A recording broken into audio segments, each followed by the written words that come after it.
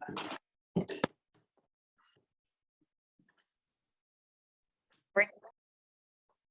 bad, at least I get those. What do I mean, appreciate it? She said.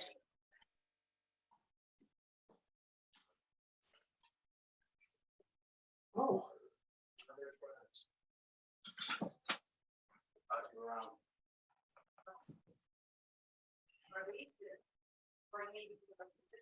Yeah.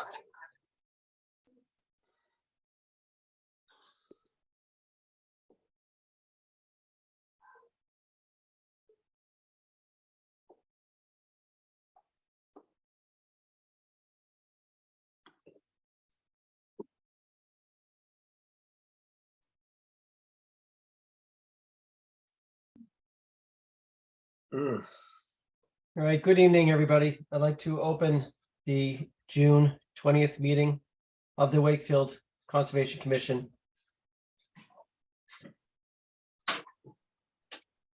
First up, we'll take roll call. Let's see. Ken. Here. Paul. Here. Peter. Here. Teresa. Here. And I know Haley will be a few minutes late. I do not see Jimmy. I don't see Jimmy yet. Jim's away, I think. He's in Europe. Oh, okay. All right, first up is the approval of the minutes, and I believe it should be 5:23 and 6:6.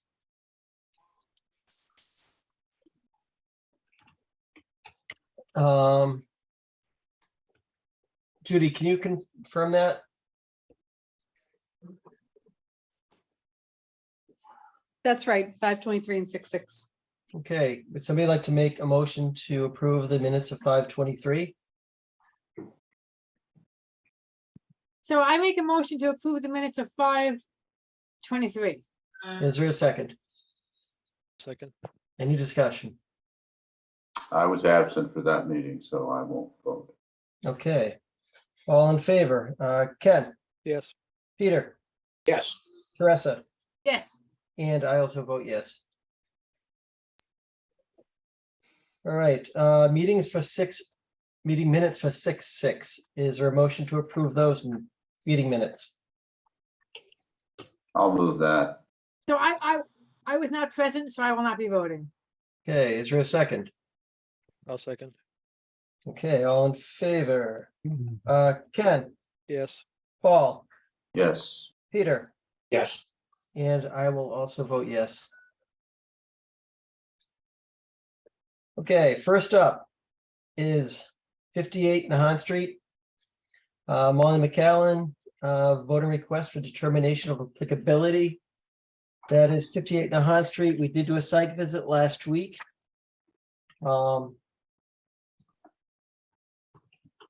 If you recall, there was no work going to be done after that small wall in the backyard. There's a lot of invasive vegetation back there, and the project consisted of removing the garage, residing the house, redoing the driveway, and clearing some of that vegetation. There was no impacts to any resource areas. And it's just a buffer zone project with no impact to the buffer. Would somebody like to make a motion to issue a negative determination of applicability for 58 Nahan Street? I make a motion. Is there a second? I'll second that. Okay, any discussion? Okay, hearing none, all in favor. Ken, Yes. Paul, Yes. Peter, Yes. Teresa. I'm gonna abstain because Oh, I that's wasn't right. at the meeting when it was discussed and I didn't go to the site visit. Okay. And I also vote yes to issue a negative determination of applicability for 58 Nahan Street.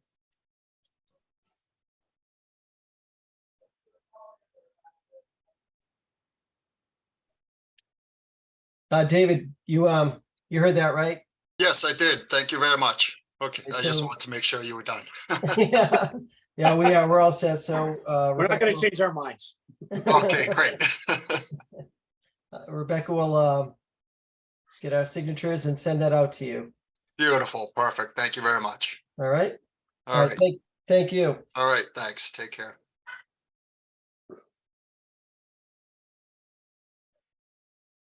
All right, next up, 7:05, right on schedule is 46 Woodbriar Road, Jason Skillings. This is also a vote on request for determination of applicability. We also did a site walk there last week.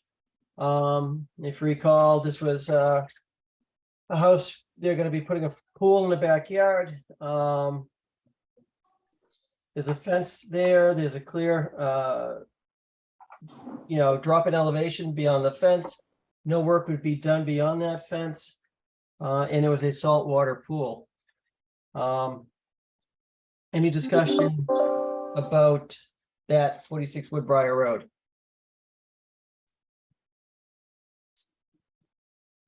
I would suggest a negative determination with one condition. And that one condition would be if they are to drain down that saltwater pool, that it would be pumped out, into a pump truck. And not, drain down into the backyard or into the wetland. That'd be the only condition that I would think would be necessary, for that particular project. I'd agree with you there, Bob. Otherwise, there's no real issues with that one. Any discussion or comments? Would somebody like to issue a negative determination of applicability with that one condition that if the pool is to be drained down, it would be pumped out into a pump truck? I'll make that motion. Is there a second? I'll second. Any discussion? Okay, all in favor? Ken,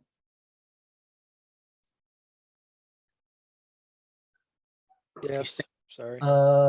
Paul, Yes, Peter, Yes, Trish, you're abstaining from that one? Yes, Okay.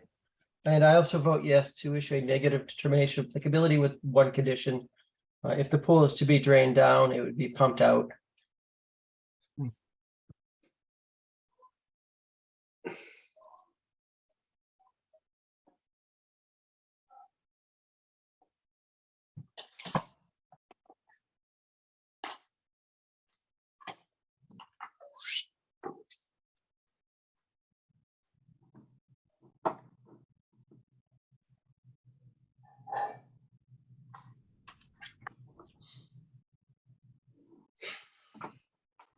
Rebecca, you need a minute or two to get caught up? I know we're kind of moving fast.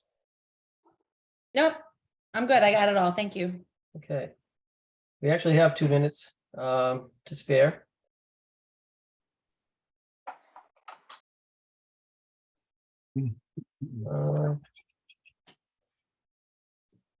We do have some old business, other business we can knock off. It looks pretty quickly here. DEP 313567 at 0 Patriot Circle. Request for certificate of compliance. Project never commenced. Rick, I want to just give a quick little recap on that.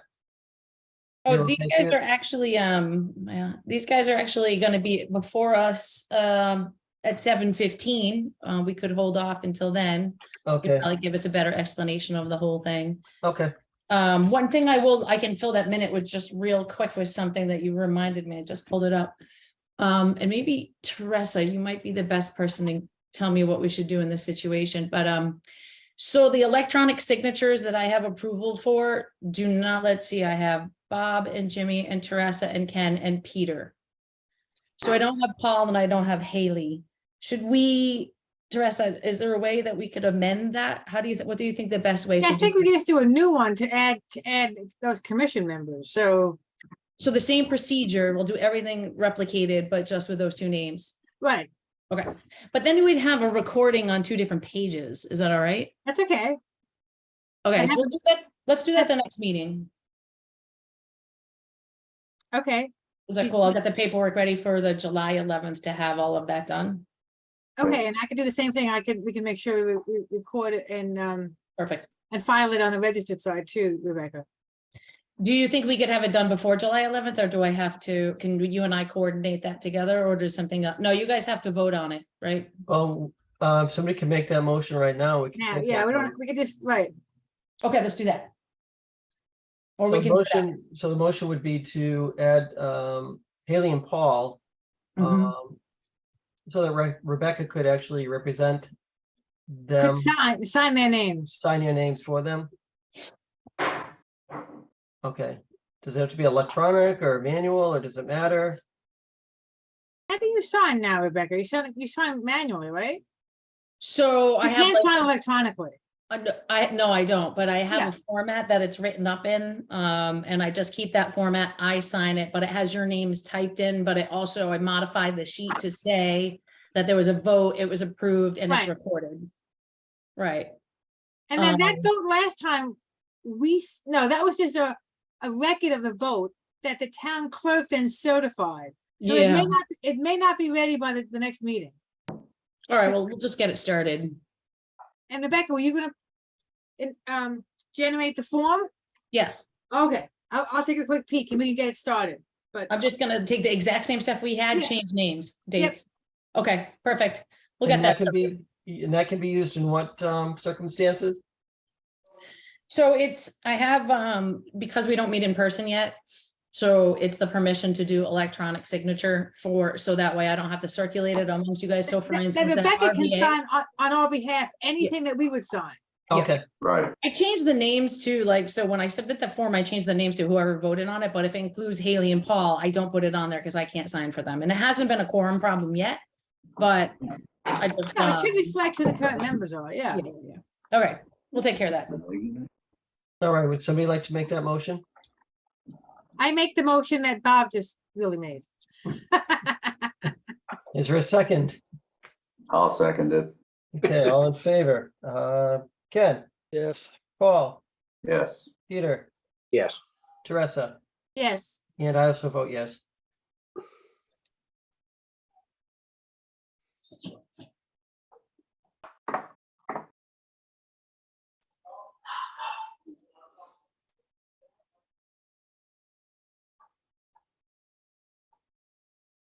now, but Haley is not here to authorize Rebecca to sign on her behalf, so maybe when she gets in, we can just talk about it again. Don't you guys have to do a formal vote again anyway, when I have the paperwork in hand? Wasn't that just a? What I was believe that that's to the get me case. started? I think you did that last time when I was an associate member. Okay, we'll do it again. Yeah, okay, that's fine. That works. Okay, All right, next up is 84 Preston Street. Public meeting request for determination of applicability for the demolition of existing dwelling and construction of a duplex, site grading and utilities within a buffer to bank. Is the applicant here? Yes, Paul Finocchio on behalf of the applicant. Hi, Paul. Hi, how you doing? Good. So this property is located at the corner of Preston Street and Blue Jay Circle. There's an existing single-family dwelling with a detached garage on site. It's actually two separate lots. We did have the wetlands line delineated out there. It's on the left-hand side of the property, which would be the northerly side. Are you gonna share, Paul, you gonna share, I'll share. Hold on, let me see if I can get this up. thank you. That's what I want. And then it's this one.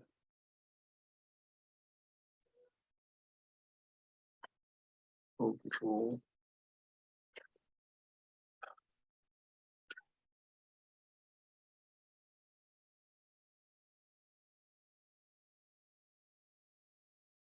Is it I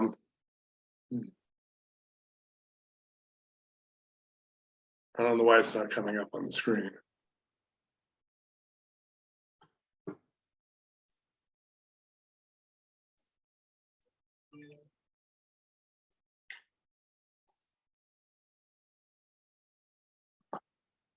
For some reason, it's not coming up. Let's see, did you send? Yeah, I sent copies to Rebecca. Okay, 84 Preston, yes. Bob, I could pull it up if you want. Okay, I actually have it right now too. So there should be two sheets, should be an existing one and a proposed one. The proposed one was, I resent it, I think either last night or this morning, just because it showed up a little bit better on the proposed dwelling location.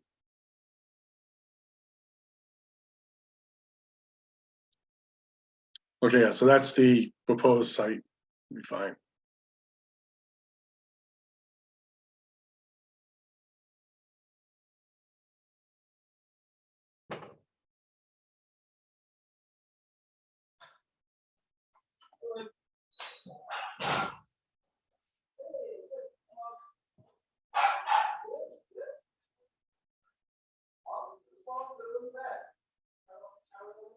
Hey, Ken, if you share, can you rotate this?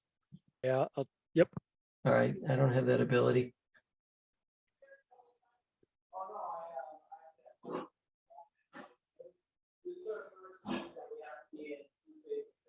those colors I put on there just now, by the way. All right, that's much better. Okay. They're not on the original. So based on the left-hand side of the screen, those are the wetlands flags starting at Preston Street, heading up towards the east. There's flags 1 through 6 that were flagged out by John Dick, and you have a copy of his report.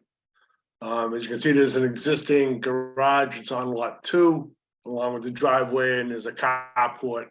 And on lot 1, there's an existing house with a driveway and a shed in the back. So what we're proposing is on lot 3 right now, which would be the buildable, the duplex lot for the moment, would be constructing a 2-family dwelling, be 11 feet off the lot line. And the lot line is approximately 70 feet away from the wetlands line. So we'll be doing some site grading, running the utilities in, and putting up the duplex, tearing down the existing house. And lot 2 will be brought in before as a notice of intent.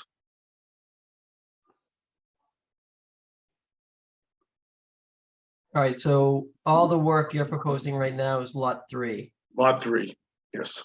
All right, so demolition of the existing house and shed. Shed, driveway, and then we'll install a new driveway, grading, and utilities. So the garage goes off lot 2? The garage. Sorry, the garage on the lot will leave, that's gonna stay because that's that'll be under a notice of intent on a separate filing. Okay. Okay, so this is only on lot 3 then. Only on lot 3. So I'm confused about the boundary of lot 3. Can you show me the boundary of lot, and what happened to lot 1? Lot 1 was combined in with lot 3 to make lot 3. This was a A&R plan that actual part of the land was owned by the abutter up on top, up on Blue Jay Circle, which ran down along the Blue Jay Circle and the locust. Okay, so Ken is drawing the new lot line of that's That's, lot- yes, okay, so right now, all you're asking for is dealing with lot 3, lot 3. which is taking down the shed in that one. Yeah, taking down the shed, taking down the existing house, which is sitting underneath the proposed duplex. Gotcha. Okay, Take out the driveway, and then regrade, because it'd be a garage under. And sort of works out nice. and have you gotten permission from the planning board if it's an A&R plan? It's already been approved and already been recorded. Okay, On a year and a half or so ago. thank you.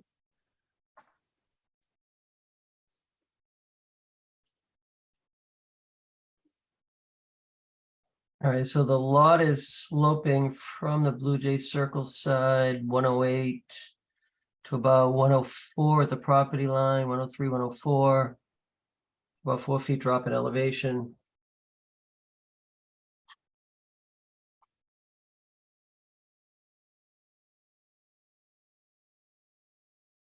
And the red line is, That's the 100-foot buffer zone. oh, okay. And you said, it's 70 feet at the closest for the, From the wetlands line to the property line. and how, okay, so it's plus that to the edge of the new roof. Correct. It's another 10, 11 feet to the house itself. So it's like 80 feet from the, 80 feet from the wetlands line to the okay. house. Yes. Right. All right, so the proposed construction is outside the buffer. no, And No, no, the no. no, the demolition's within, but the new house is out. No. no, it's a duplex, look at it. The duplex is like between 100 and Oh, 80 feet. oh, I see. All right. Thanks for outlining that, Ken. Yeah, I Ken, thought it was the old house. Yeah, no, that's the proposed duplex. I get it. The house is underlying it. Okay.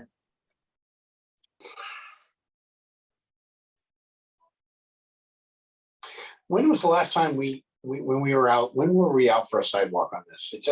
I'm just trying to recall in my mind what. Was it a couple of years Might have ago? been several years ago for Blue Jay Circle. Yeah, and we were across the street on Preston maybe a year and a half ago. I think maybe 2 years ago. This doesn't look problematic, but I guess the question I have is, again, is it just a matter of due diligence to go to the site and look at it? It just doesn't look, I mean, it's very far from the, it's far from the wetland. And there's already buildings on the other, closer to it. It just doesn't look problematic, but I guess I'm asking myself whether just it never hurts to go to the site and look at it. Rebecca, have you been out to this site? No, Paul and I talked about it a little bit, and I have a couple of comments. So, no, I haven't been out to the site recently.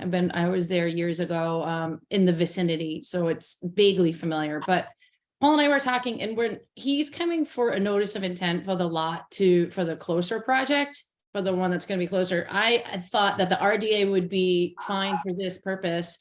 However, I was going to mention that I'd like to put the caveat on that even though whatever you guys end up issuing for the determination, I think I'd like to make the statement that it doesn't necessarily confirm this wetland line. That'll be done under the notice of intent for that other lot. So I just want to make that as a note. The other thing I'll say is for RDAs, you should be issuing a decision within 21 days. So I think if it's going to be site visits for RDAs, I think we're going to have to try as a general habit to do those beforehand. Although it doesn't say that you can't extend an RDA, it's just typically that you should be doing it within 21 days. I just want to put that out there. Wait, so there's filing for lot 2, and they're asking for no recommendation that there's no filing needed for lot 3. So if you issue the negative determination, it's not really a permit. It's just saying that, yeah, we've looked at it and we don't think you need to do anything. Which I thought would be okay in this situation because of the notice of intent that will be coming for the lot where the activity is certainly going to be much closer. So when that notice of intent comes along, that's when we would go forward and confirm those flags with more scrutiny. I mean, I looked at it online. I vaguely remember it from being out there. So if you guys are okay with that scenario, that's how I was going to approach it. But Rebecca, how can we say there's no it doesn't, it doesn't, we're not agreeing where the wetlands is. Don't we have to know where the wetlands is or in order to have saying that there's no, to issue a, to say that it doesn't, there's no, it doesn't, to act positively on this application? How can you say we'll worry about the wetlands line later when, I mean, just because we sense that it's so far away not to worry about it? well, so because the activity is 80 feet from where where we approximate the wetland to be. Right, I mean, that's the point, it's approximate, but you're saying it's so far away. How So- long can it be? How long can it be? How long? Oh, how wrong? wrong. If I had never been there, I mean, you can go on Google Earth and take a little bit of a peek right now. So do I think that it's possible that the wetland would be incorrect by 30 feet, which puts the activity at 50 feet, which is where you would start really scrutinizing? I don't think that's likely in this scenario. Okay. Could it be likely in scenario? Sure. In this particular one, I don't think so. I remember walking that when they did Blue Jay Circle. I mean, it's your typical kind of yard to stream. You know what, if you could pull up, man, that's a good idea. Maybe we do, we could do one of the years that doesn't have trees. It doesn't have leaves, sorry.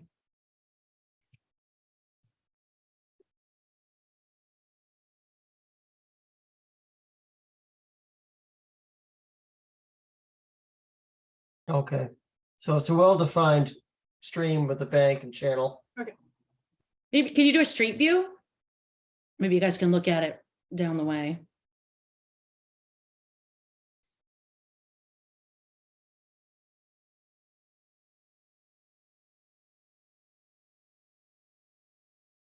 Hmm. Yeah, there's a stream right there. I guess not really a good view, but I mean, so Sorry. the property line is 70 feet away, right? Yes. I mean, if this is a decision that's up to you guys, I did not confirm that line in the field. Yeah, I mean, it's pretty well defined. You know, call it plus or minus a couple of feet. Right, Worst now, case what scenario. you're saying makes sense, Rebecca. And I guess remember this, so an RDA is, could or would the project result in a possible alteration? You know, could something catastrophically go wrong here and result in an alteration? It doesn't seem like that's possible in this scenario. It's gently sloping, you get a whole lot behind it. There's like really no chance of anything getting all the way over to that stream from that lot, or causing an alteration that I could think of. Yeah, I think based on what we're seeing here and knowing that area, I mean, I would be okay with a negative determination for this particular lot.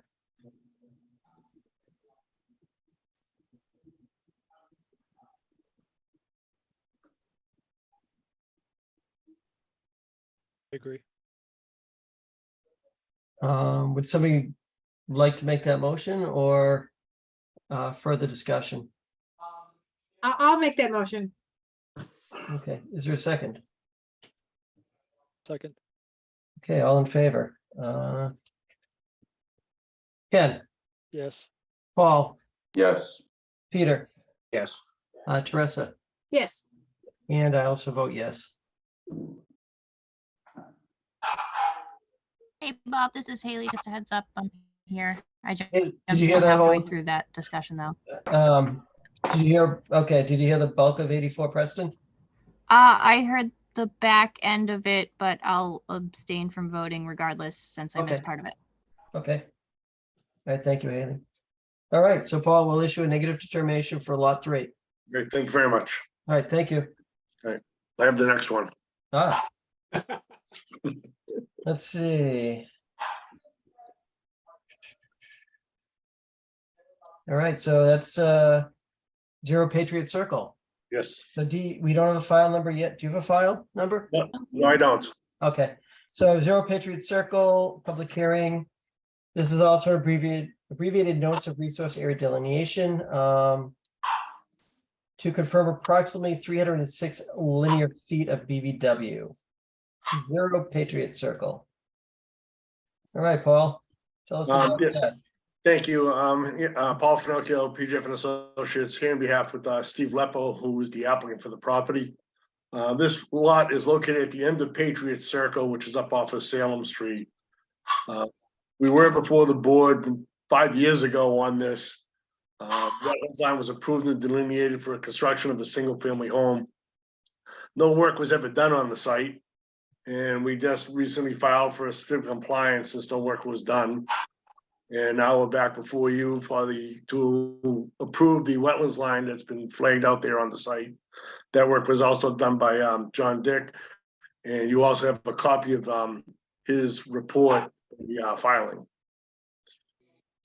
So the plan shows basically the site with some grading. There's an existing retaining wall out there, and we have wetlands flags basically from 3A to 1A and then W1 through W10.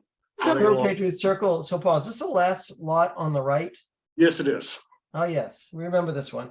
Ken, do you want to call up the drawing? I don't think I have the drawing. I've been looking for it. Okay. Did everyone get it? Who sent, I'm looking for this. Who sent it?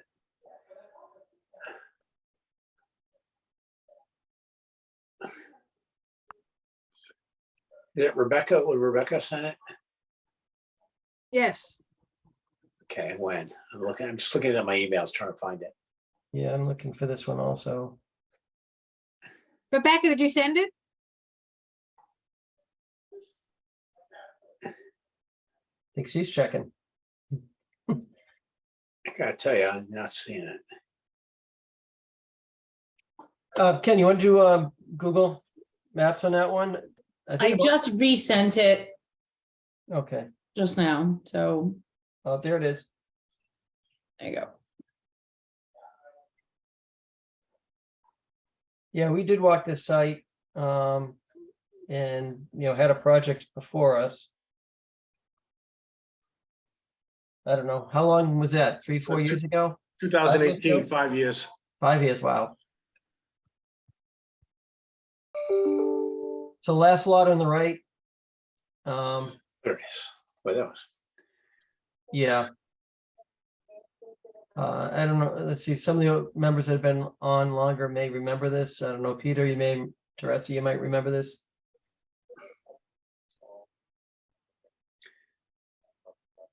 Yes, I remember it. Yeah. All right, so there's really two things happening here, right? We need to issue a certificate of compliance for the original project that never happened.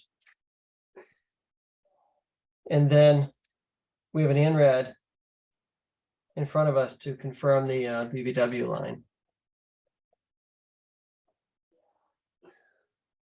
Paul, when was this? Was this reflagged or were these? Yes, flagged that for was 5 years? reflagged.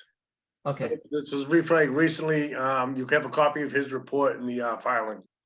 Was there any change from the original flag? Yeah, there's some slight differences, probably down towards flags, probably by a couple of feet, flags 7, 8, 9, and 10 in that area. Okay, which way do the flags move? The flags run from, well, let me see, we're going to go from west to east. So from west, on the west side would be the top of the sheet, be flags W3. I mean, what did he do as 3A, 2A, and 1A are at the top of the page, and then we head down W1 down to the east, the bottom of the sheet, W10.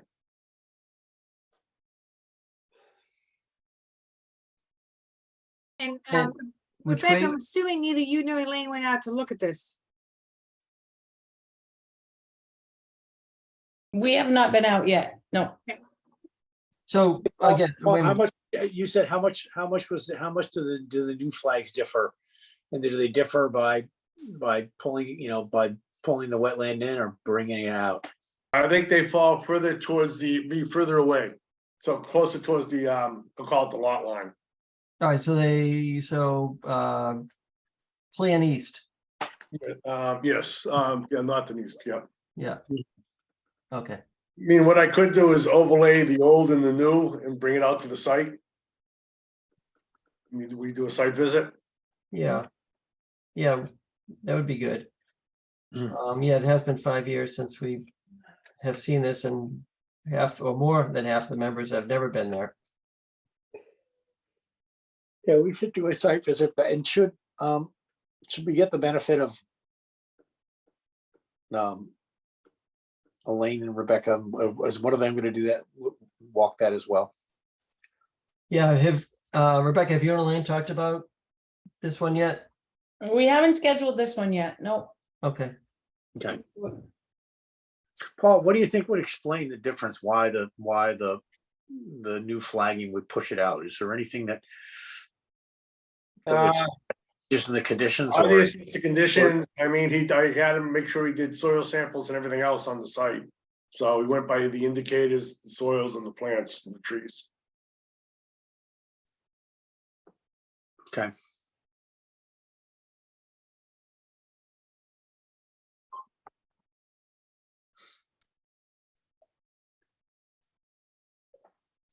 All right, so we can schedule, a site visit for this lot.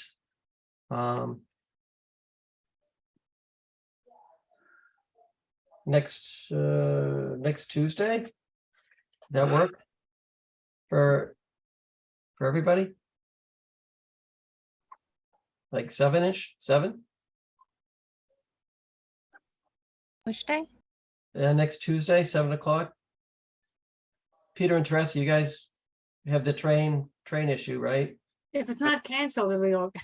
I will be out of town all day Tuesday, sorry. Okay. I'm not around next Tuesday either. How about Wednesday? Yeah, okay. Next that. Wednesday, I cannot make it, but Okay. I have an evening meeting. How about next Monday? We can do that. Monday, the 26th. Right. I won't be around, but that's okay. I have a commitment at 6:30. I could go early, but otherwise, All right. How about Thursday? this week Uh, or next week? Next week. Next week. Next Thursday, 29th is good for me. 7th at 7, sure. I can do that. Okay. Yes. Thursday, the 29th at 7. Yes. Okay. Perfect. Thank you. All right, Paul, we'll see you out there, but before you go, we do have the other matter. Yep. Regarding the certificate of compliance for the project that never started. Just to close that out. So would somebody like to make a motion to issue that certificate of compliance? Just to confirm, there's a place on the certificate of compliance to say the project was never done. So that's, yeah. So yes, I make a motion to issue that kind of certificate of compliance. All right, is there a second for that? I second. All right, any discussion? Okay, all in favor? Haley? Yes. Ken? Yes. Paul? Yes. Peter? Yes. Teresa? Yes. And I also vote yes. All right, that cleans up your old project, Paul. Great. Thank you very much. And we'll see you next Yeah. Thursday at Next 7. Thursday night, I'll bring the plan out showing the overlays of the both lines. All right, perfect. And Thank Rebecca, you. you'll send us an invitation? Thank you. All right, thank you, Paul. All right, thank you. Good night. Good night.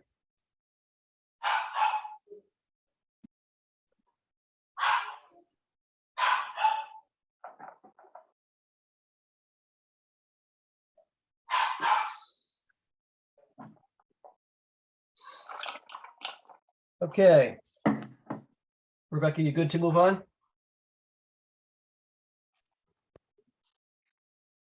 Sure. Okay. All right, next up, DEP 313628, 60 Farm Street, Wakefield High School. It's a continued public hearing for an abbreviated notice of resource area delineation. It was submitted to confirm approximately 1,750 feet, 55 feet, linear feet of BVW. We did do a site walk last Thursday, and either Rebecca or Elaine have also been out there to confirm. Is it you, Rebecca, or was it Elaine? Okay. Yeah, so Elaine met Mary Rimmer on Monday. There were some flag revisions and I think we got them today at 5. So I did send them over to you guys. So someone might have to just jump in their email to pick up that plan. I haven't opened it yet, but.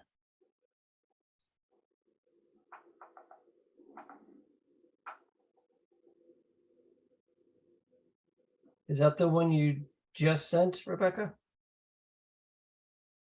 6:59?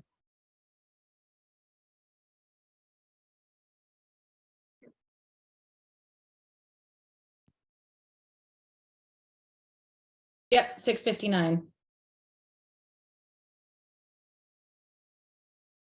Ken, you want to open that one up, please? I have it on screen now, Bob. Okay, go ahead, Paul. Let me just wait for Whatever. my machine to stop scanning it. It seems to have decided it wants to look looks at like it for Ken- half an hour. Ken beat you to it, I think. All right. Is this the Okay, right one? good. Thanks, Ken. Yep, sorry, I just had it in front of me. That's all right. All right, so this is showing the revised flags. Is this the right one, Rebecca?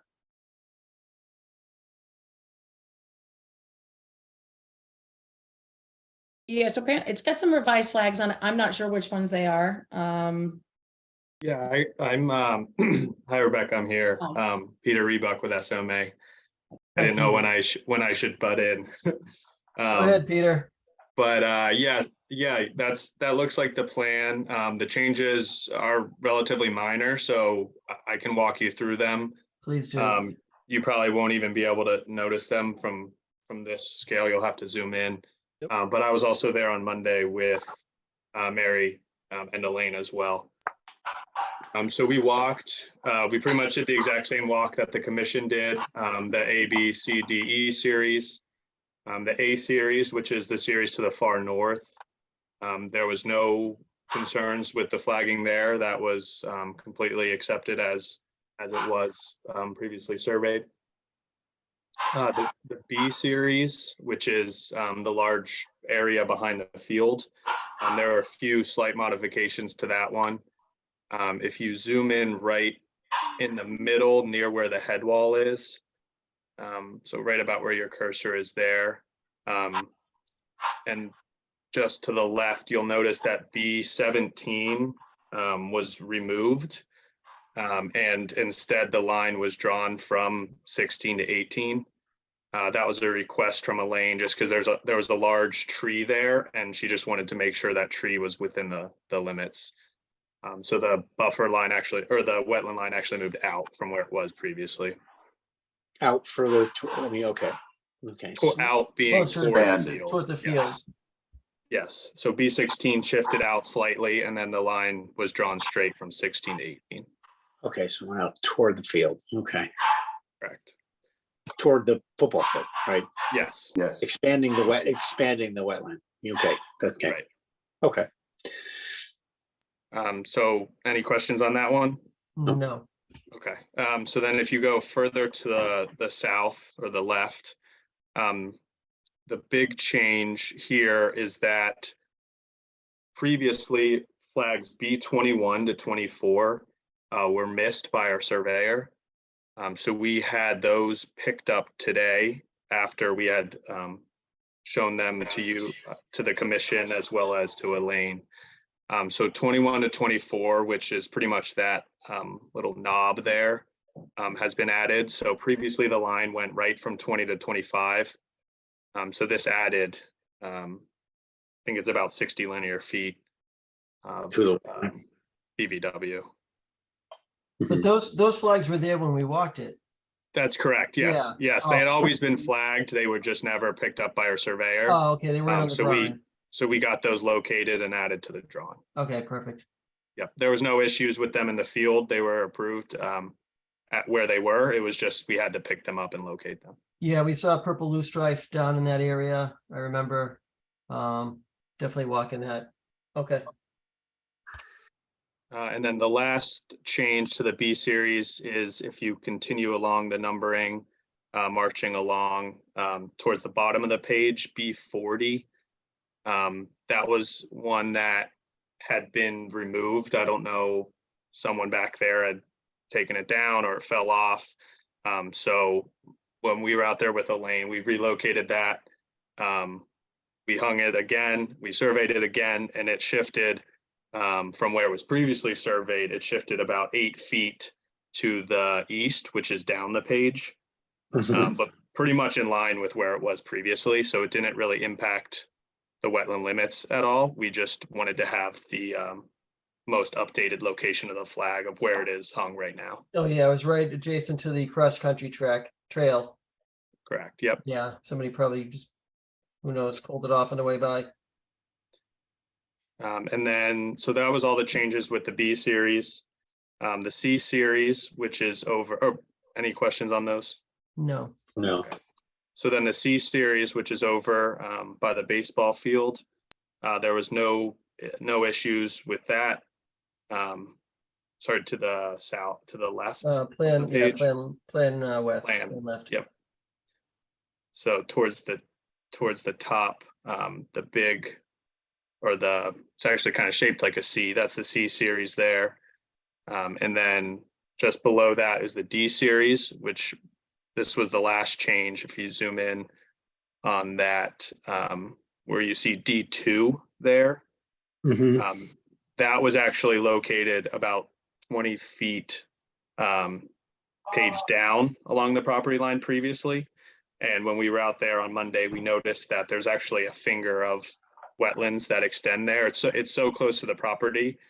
We weren't exactly sure where it landed. So we made the decision to move that 20 feet west so that that finger would be incorporated into the plan on the property.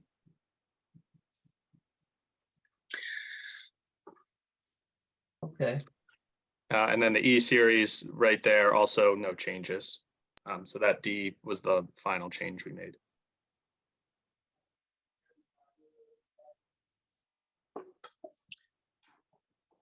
It's interesting on the B series, how the head wall, I mean, I would, that makes sense to me that the wetland would go right up to the head wall. But that's not the way it's flagged on the B series on the head wall, and between B10 and B11. It's just interesting. Oh, it should, oh, excuse me, that, Peter, this is Mary Rimmer. Yeah, there should be a gap. They should connect to the head wall right there. That's just a little, Pardon? you're right, the wetland does extend up into that area. up So it there. does, It would so it does. follow, yeah, follow the Yeah, contour. the flags actually say B10 stop and B11 start, so. Okay, so there's that, discontinuation, yep. little line, that sort yeah. of corresponds to the way the other one is on the, Yeah, yeah, okay, yeah. thank you. Thank yep, you. it doesn't affect the, I don't think the buffer zone there, but. The head walls and the trash racks were in really good shape. Were those put in when that field was redone? Or are they even older? Any ideas? I don't know the answer to that. I could Okay. probably find out. Yeah, but because the field was resurfaced, the track was resurfaced and the turf field was put in, oh, I don't know, maybe 10 years ago, I'm guessing. But yeah, the trash rack was like pristine, and the head wall was really in good shape. All right, any questions about the delineation?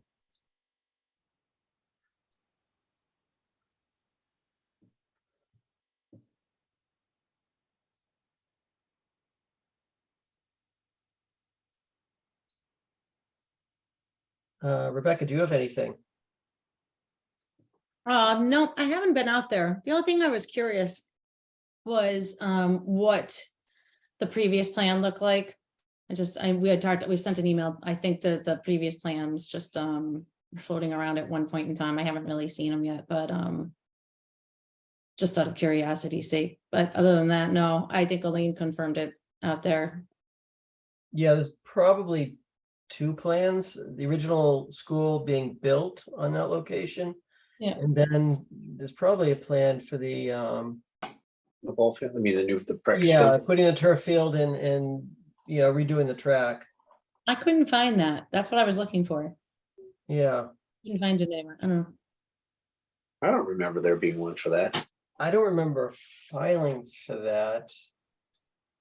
And there may not have been, they were just resurfacing the track, but the field was new. It was a grass field before. I couldn't find any filings for that, not even an RDA. Interesting. Yeah, I would just be curious to see what it looked like. Yeah, the track was in bad shape. It was so deteriorated that they didn't have any home meets for like 2 seasons or 3 seasons, I think it was. Everything was a road meet for the track team. tennis courts too at the same time. All right, no questions or comments about the delineation. Any questions or comments from the public regarding this?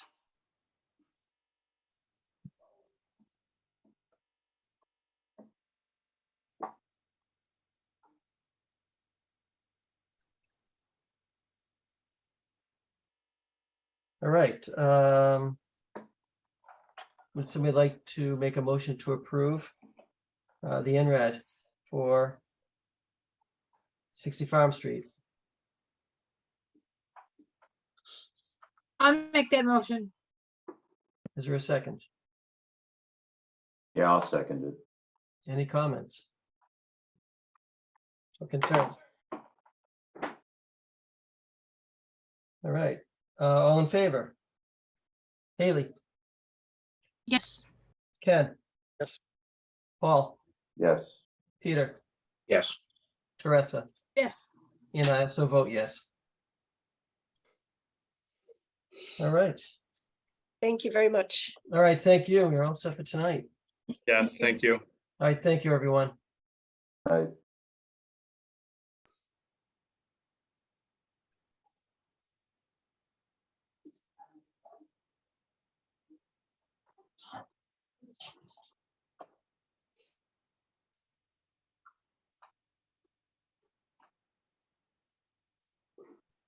All right, we are back ahead of schedule, Rebecca, so we've got about 8 minutes to tackle some other business. Sure. What would you like to? Well, you've got either some trees or conditions for 1 Audubon Road. Whatever you'd like. Let's take care of Audubon. I know at the last meeting, we talked about a couple of things.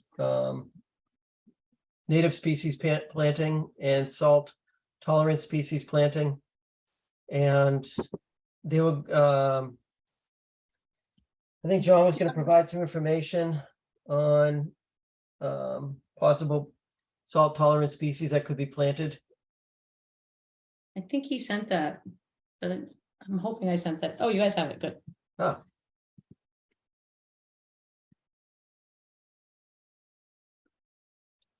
So this wasn't in the original notice of intent. So this would be something that we would want to condition.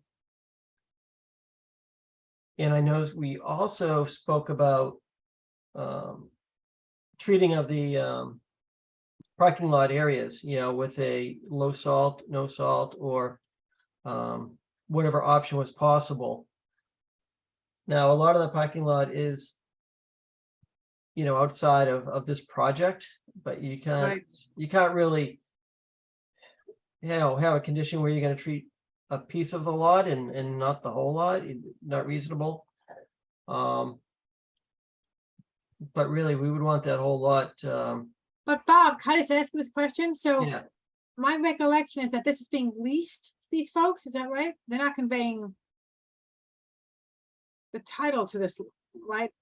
They're leasing it, I believe that's correct. and Yeah. that's the applicant. So I don't know how we can force the applicant to do something that they don't have control over.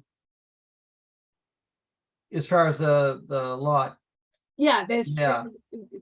exactly. The rest of the Right. parking, I mean, they showed us the lot, the parking near them, right? right? You were talking about the parking lot for the hotel, right? Yeah, And I agree, it's hard to, I mean, to say one thing or the other, but I don't know how we can impose that condition right, when that's not before us. right. Why can't you split it up? You just said it's not really feasible that they'll do it. Well, because the applicant is not I don't know, who is the applicant? Is the applicant the owner of this land? No, the applicant is the The tenant of this area? yeah, fly high sky fly, or what's the name? iFly Holdings. High fly, is that what it is? Yeah, that's what it is. I'm sorry, I wasn't at the last meeting. Would you mind just telling me one more time, or just what what is the concern with the salt? Is that, okay, yeah, tell me. Yeah, the concern was, I brought up that they'll be treating the parking lot in front of this particular establishment, this business. But the same people who are treating the entire lot would also be treating or plowing the spaces in front of this business. But all of those storm drains in that area all make their way, to the treatment area, being proposed by the applicant, and then, making their way out across a level spreader into the landscaped area. So all of the stormwater from the parking lot and most of that side of the hotel is making its way through the storm drain, through the swirl chamber, and into the other treatment area, behind the project. So the whole parking lot drains to their stormwater management? Pretty much from the front doors of the hotel, everything to the right, like plan right towards the new business. You guys want to pull up a plan? I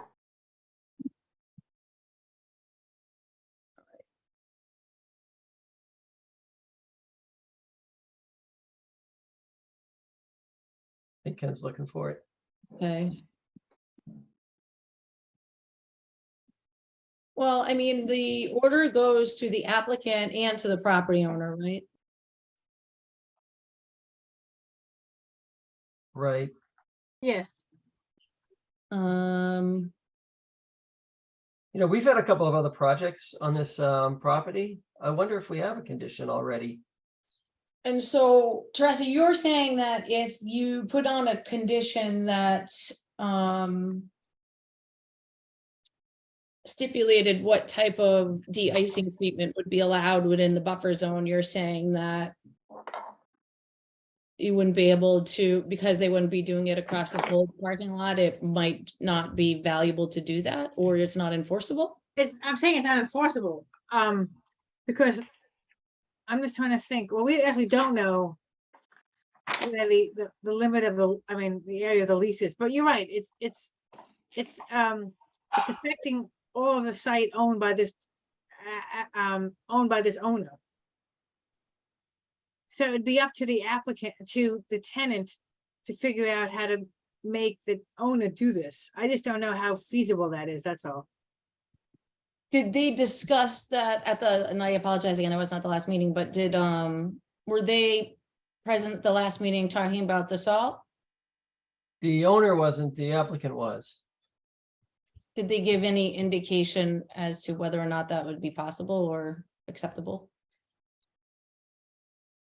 I don't recall, but most of the lot that you're looking at right now Yep. does drain towards the plan east or plan right. Ends up in the storm drains, and double grate catch basin shown goes in there. That barracuda is a swirl type chamber, and then it makes its way through that spillway into that retention area before it makes its way through the pipe down to the level spreader and across the landscaped area. So there's a lot of things happening there, but none of which would do much to remove any of these salts. Nope, we've had a lot of that discussion recently. Yeah, so that brought up the discussion of salt tolerant species in the landscaped area. And I see John had submitted, that so that we can condition the revised landscape plan to include some salt tolerant species. But we did briefly talk about how can we handle whatever's happening in that parking lot. And I don't know that we came up to a clear conclusion on that. Well, I guess in some ways, I'm not sure that that's what you need to come up with, the solution. I think that you have Well, to, even a condition though, can we? you could condition what you have jurisdiction over. Yeah. Does And, not include the rest of the parking lot at this point, does it? no, it does not include the entire parking lot, no. So But does it, 100 feet it would, within 100 feet. Actually, that's riverfront. right, So really it's 200 feet, right? And I think that sort of indicates maybe just based on the fact that you have this close proximity to the river. I mean, this project is going to be an upgrade over Mhm. what is there now, but the existing is really the issue. The outside of the project scope, the hotel parking lot. But it's actually 8 o'clock, so we might want to pause on that thought. We didn't Okay, get too far. Sorry, we should have done the trees instead. yeah. Well, you know what, Rebecca, We'll come could you back to it. see, we might already have a condition because there's been a couple of other projects on that lot. We may have a condition already about treatment of that parking area. We have, There was a generator was put in, there was parking, pavement added and some other work on the left rear of that. Okay. So there might be something already out there. I'll look for that. And also when they did that road for Market Street too, with that at the same time. All right, we'll table that for now and we'll go into DEP 313624. This is 572 to 596 North Ave. Continued public hearing, notice of intent for the construction of a 36-unit apartment building within the buffer to BDW. Is the applicant here?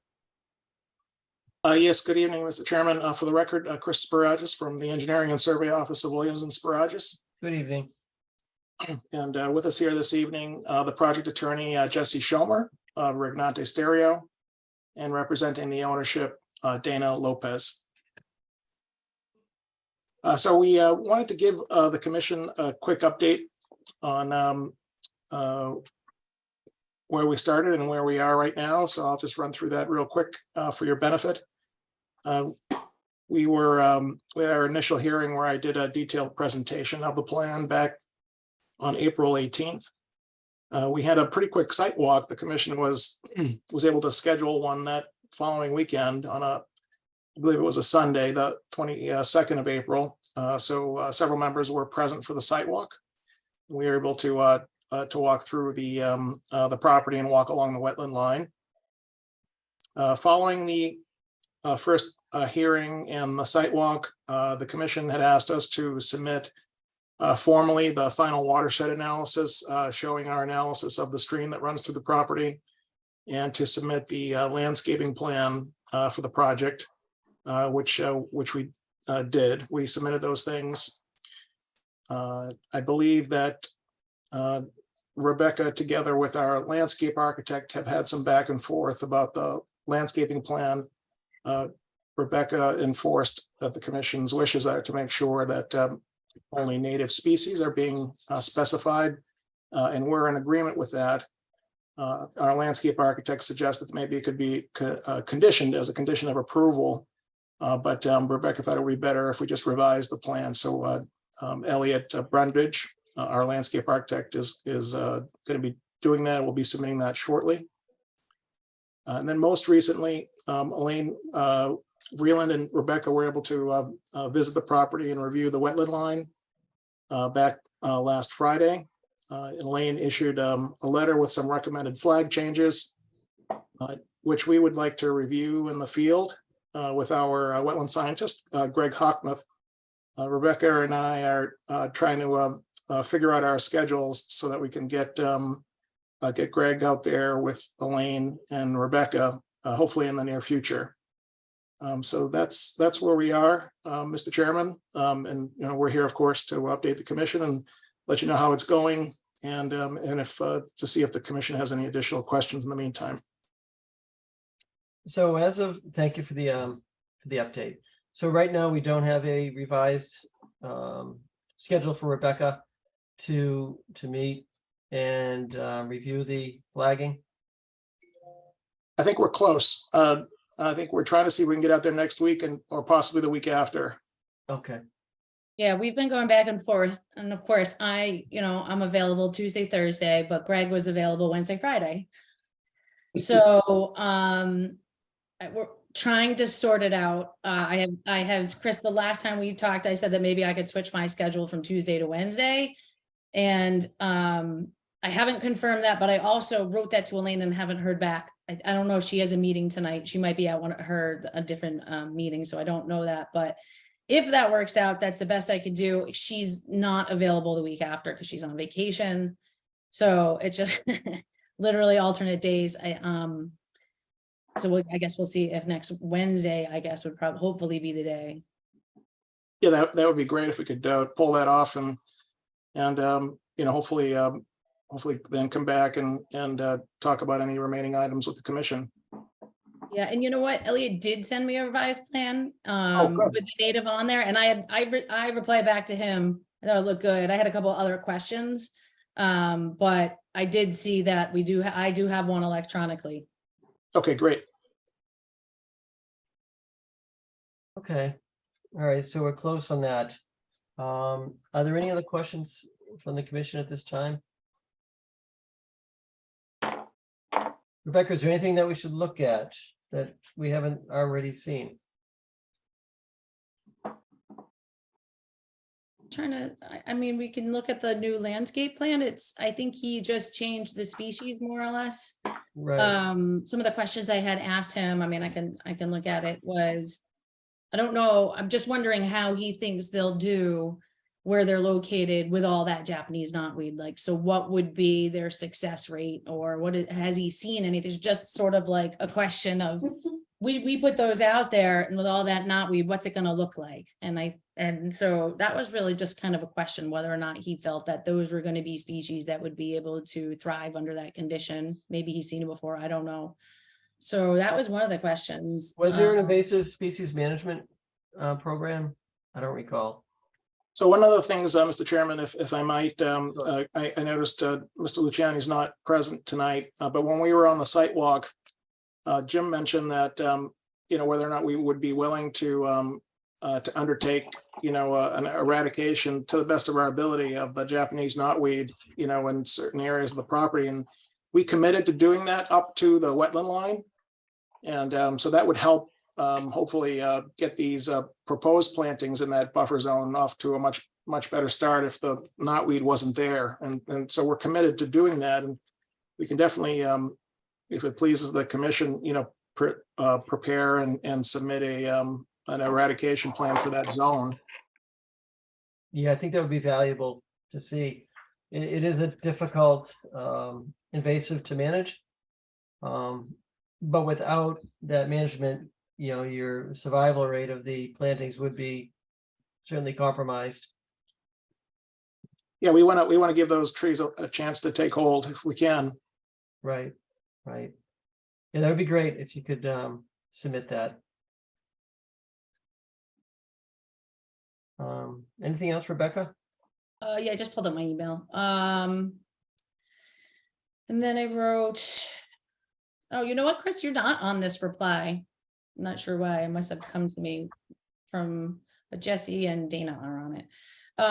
So there was a note that said any substitutions will be approved by the landscape architect. I just asked if he was going to be the landscape architect throughout the entire project. So whether or not that would apply to him, I don't know. I mean, I don't know how you guys have worked that out, but based on that note, I guess I would want to know what the plan is for that long term or through the construction phase anyhow. And then I'm assuming that there was just an error that I was asking about, but I think it's probably just like I said, like a little clerical error. That was it really on that landscape plan, but we could pull it up. Sure. I have a copy of it, Rebecca, if that's helpful. Perfect.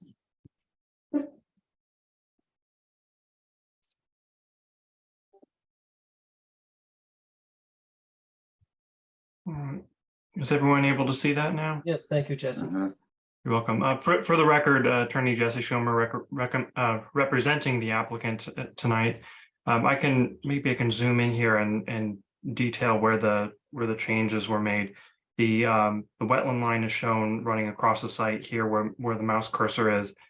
The changes that were made for the most part apply throughout the site, including the areas beyond the wetlands buffer zone, with a couple of exceptions. But the changes, I can run through them here. Starting at the top of the site near North Avenue. First of all, we have 6. These are white spruces now. They were previously blue spruce. The next change, these trees here, which are now flowering dogwoods, those are previously cherry trees. Next, the symbol TO, 4 of those here, as well as one down here. Those were previously Western arborvitae. They're now dark American arborvitae. Elliott has changed the trees marked NS. Oh no, I'm sorry. That's unchanged from the previous. That's red maple. The rest of the trees in the area below the wall are also unchanged. Those are red maple and tubelos. The next one that Elliott changed are these 4 here. These are also those are now Heritage River birch trees. They were previously hornbeams. And the final change are these 2 trees here as well, which are now Princeton American elm, and those were previously ginkgo trees. And if you look across the site, he's also made the same change here, and the same changes are also carried forward in other parts of the site. For example, the arborvitae's up here as well.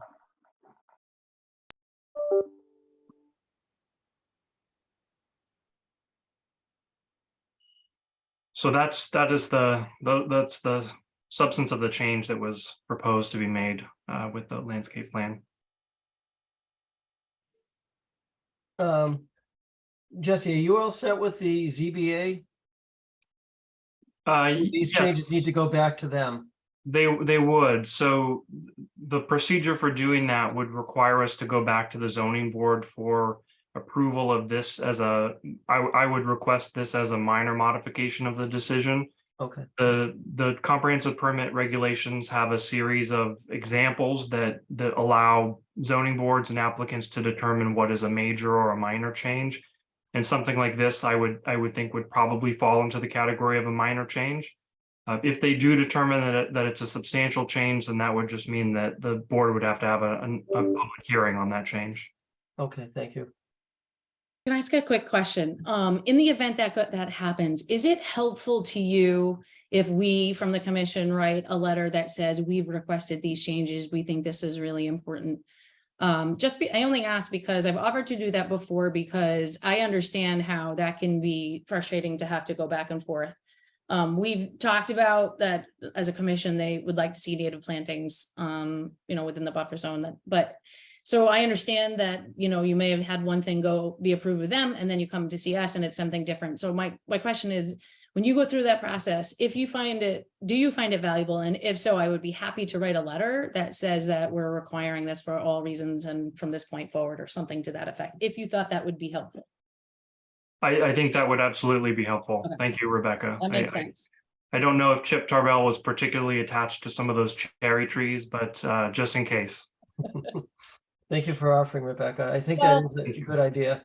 We have mentioned it before, just Right. in not only in other projects, but when we've had like little internal meetings, I've said that before. So I'm hoping that it's going to catch on pretty soon. We'll see. Yeah, but I'd be happy to do that. Thank you. The one other point with respect to trees, Mr. Chair, that we talked about, I guess it was 2 hearings ago, was the question regarding a willow tree that's on the site currently. It's an existing tree near the stream. You'd requested that we confirm whether that's going to remain. We confirmed that is beyond the limit of work, so that will remain. Okay, great. Excellent.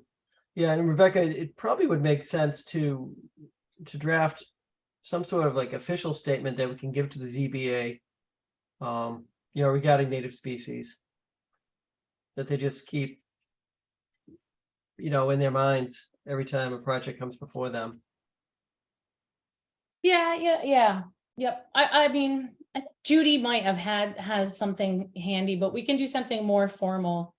I think it can be achieved, and this is a little bit off topic, but I think we can certainly achieve some aesthetics and still fall within the native category. I think Elliot here has done a good job of proposing things, for instance, the native dogwood. Everyone loves a dogwood, doesn't have to be acoustic dogwood, it can be something else.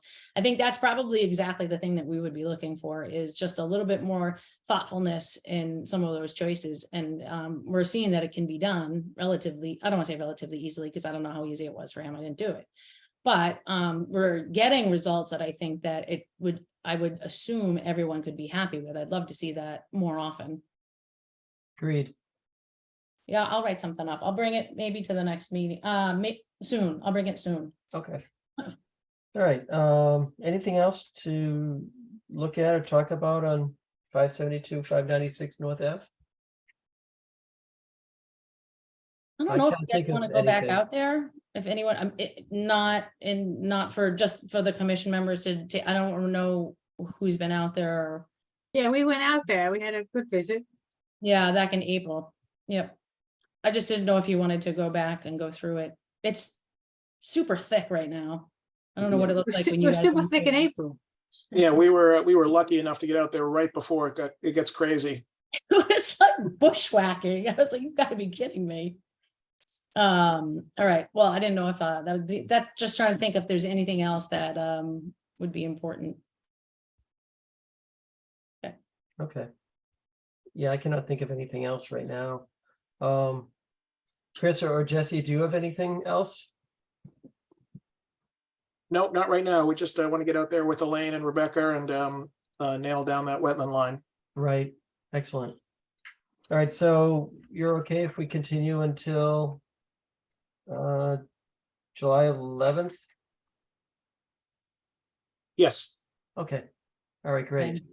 Just the All right, next- hopefully we have the line all figured out in the next week or so, and we'll be back together on July 11th. Okay, thank you very much. All right, thank you.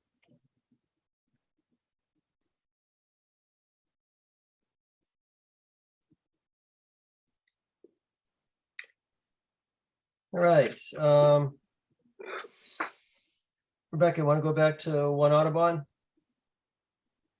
Yes, I was trying to look up, unfortunately, older files. I don't have plans, but I think I saw, Did something with the parking lot on the rear I saw a file. left of that property, I believe, because the road went to Market Street. Well, I know we had a generator put back there also.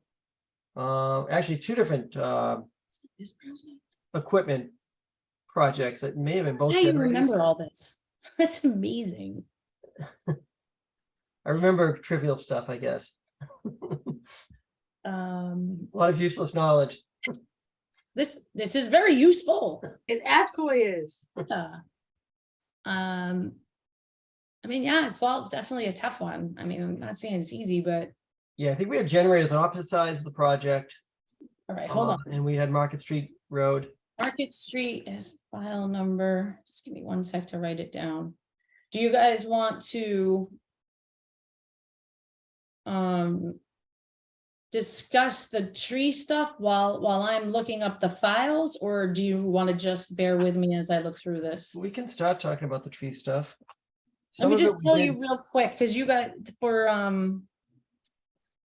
4 Confaloni and 6 Confaloni, basically, I think when there's 3 trees on each lot, I believe Elaine said they're healthy. The problem is they're leaning over the pool. So are the trees leaning or is the canopy over the pool? So, Well, there's at least one picture that Elaine sent, right, Rebecca, of one. Was that Confalone or is that? And it showed the 3 trees together, right? Yeah, we just started talking about one of these lots last time. and right, we that saw the was pictures. 6. You started talking about 6 last time. Okay, we were having a hard time. I think one was leaning badly. And the other one had an exposed root ball and rot. And then there was a third tree, I believe the applicant wanted to prune. And I think there was a letter from Keith's Tree saying, remove the first 2 I mentioned and trim the third. I don't know, was that 6 or was that 4? That's 6. Okay, So you So, have a letter from an arborist for 6. so I think we didn't move on 6 last time because I think the question of snags came up and we didn't know if either of the 2 trees that are proposed to be removed could have snags or not. I think that was where we got hung up. The leaning one, probably not. But maybe the non-leaning one could. Ken, do you have quick Lane's access to that pictures. 6 month loan email and the pictures from a couple weeks ago? I think Keith's Trees sent a letter in with that one. Yep, just give me 1 minute.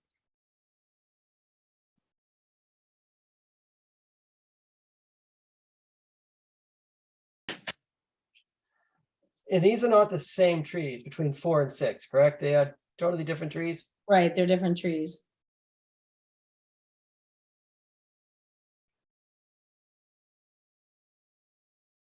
Six Confluent, okay, yeah, on June 6th. All right, so this is the one with the roots exposed, I believe. It's like lifting right out of the ground.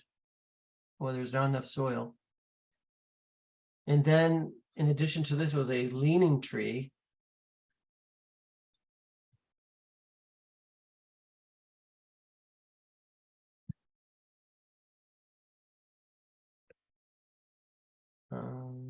All right, sorry.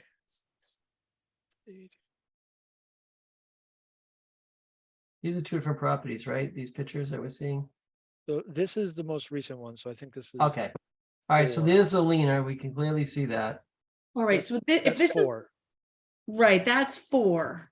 Ah, Elaine said that the trees were healthy, but they're leaning, they're over the fence. I think on the other side of the fence is the pool for 6. Right there. all right, well, that, I mean, Yeah, I that think leaning so. tree obviously it's substantially leaning. It's not a good situation with that one.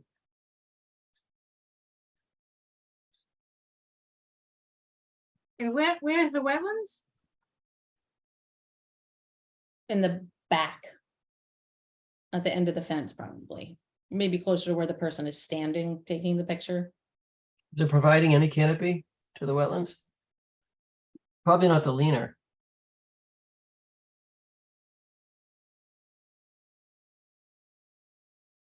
And it looks like there's trees behind it.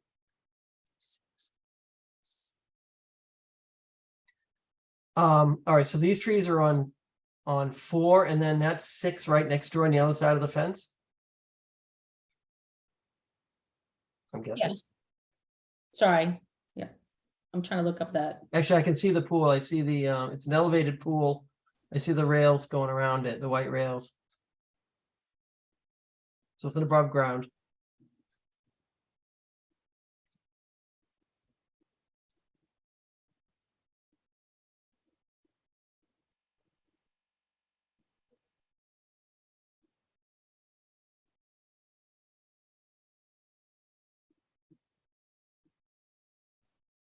I guess my first question is, are all 3 of these trees within the buffer? Are they all jurisdictional? Yes. Okay. And these 3 are being requested to be removed on 4 Confalone.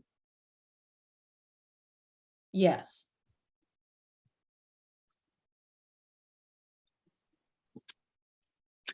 I see the corner of the house.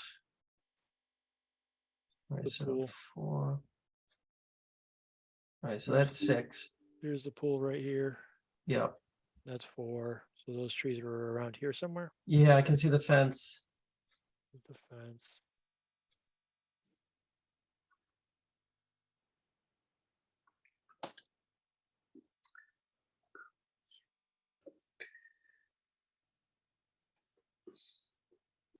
What is the resource area back there? BBW?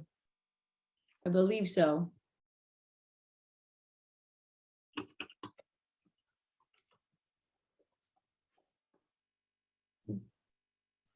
Is there a letter for 4 Confalone also? I don't think there is, because from what Elaine told me, they are, the neighbor of the pool has requested that those trees come down because they're overhanging the pool. I don't think they're unhealthy. All right, so the neighbor, which is 6, has requested trees on 4 come down. At But- least one of them is for that reason. Maybe it's just the leaning one. But the applicant would have to, I mean, the owner would have to ask that. No, the owner is asking. I'm just saying that was the purpose of the ask. Oh. from What I understand. That's kind of like, it's a little bit of telephone operator too. This is like, I'm hearing it. Yeah, So, but what I can tell you is, Elaine went out, she took the picture, those 3 requested for number 4. I don't believe there's an arborist letter because I don't believe they were unhealthy. yeah, well, that leaning one is, that is a substantial lean. Yep. I mean, I would say that is a potential dangerous situation with that one. I think that makes sense. I mean, the other 2 though, could they Look be fine. pruned so that the limbs are not overhanging the neighbor's property? If they're healthy and not causing any issues? I mean, you're entitled to prune any branches coming over your property line.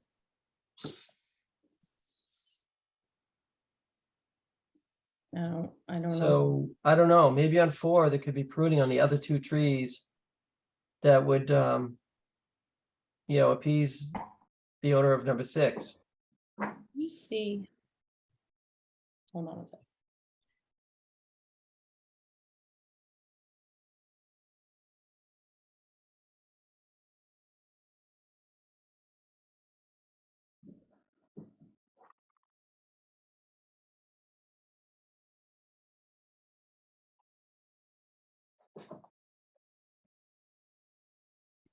You want to look at this stuff for numbers? Did you guys look at 6 last week? We Last started to, but that's where we got hung up on, could there be snags or not? So this is one of the 3 trees in question. One just wanted to be a pruning of one of the trees, I recall.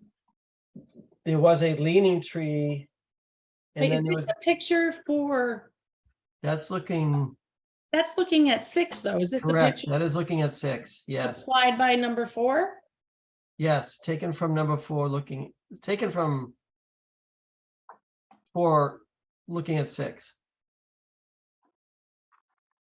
Taken from, So we were just on the other side of the fence a couple Okay. minutes ago. so there are 6 trees altogether, 3 on each lot. Well, that's what it seems to be, but Right.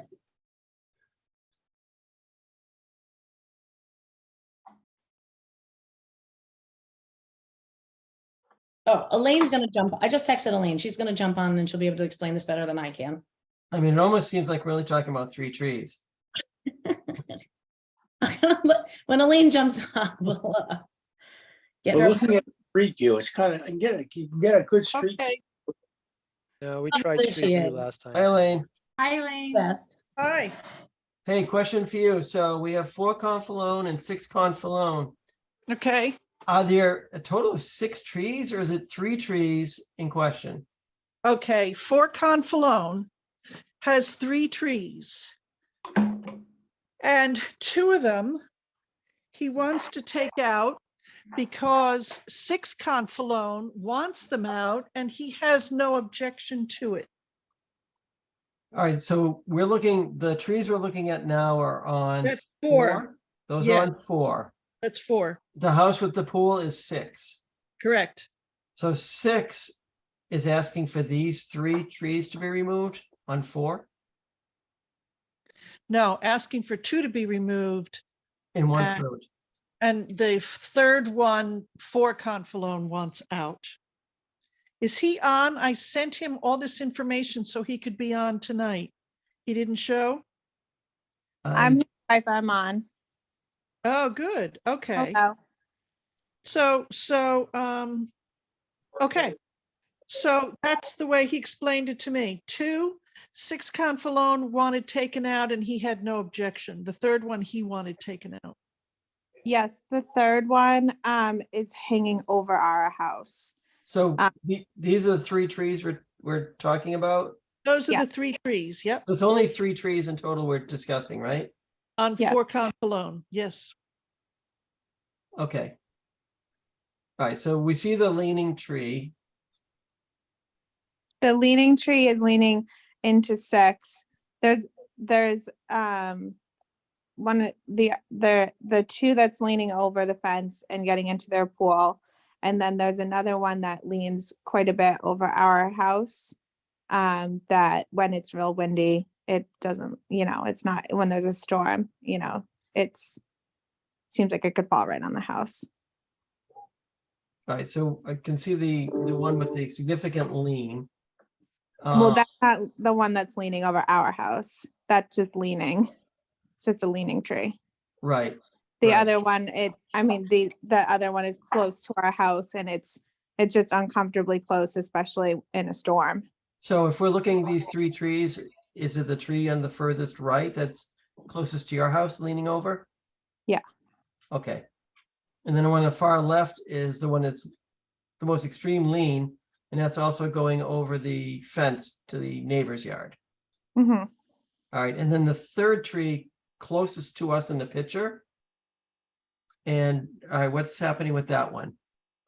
Oh, I'm sorry. The one closest to us is the one that goes over our house. And then those other 2 go into 6. Okay. So you want the middle tree removed from your own property because it's leaning over the house. Yeah. And your neighbor wants the other 2 removed because they're leaning over the fence. Mm-hmm. All right, I see. I understand now. Elaine, are they leaning? The one that's closest to the house, this picture doesn't really do it justice. There But is a when I lean was to it. out there, Yeah, there's definitely a lean to that one also, the middle tree. yeah, it was close to the house. Yeah, I could see why they would be concerned. If you look at Yeah. you can see the Yeah, I downspout. see it from the side view. From the street view, you can look at it when you look at the side of the garage.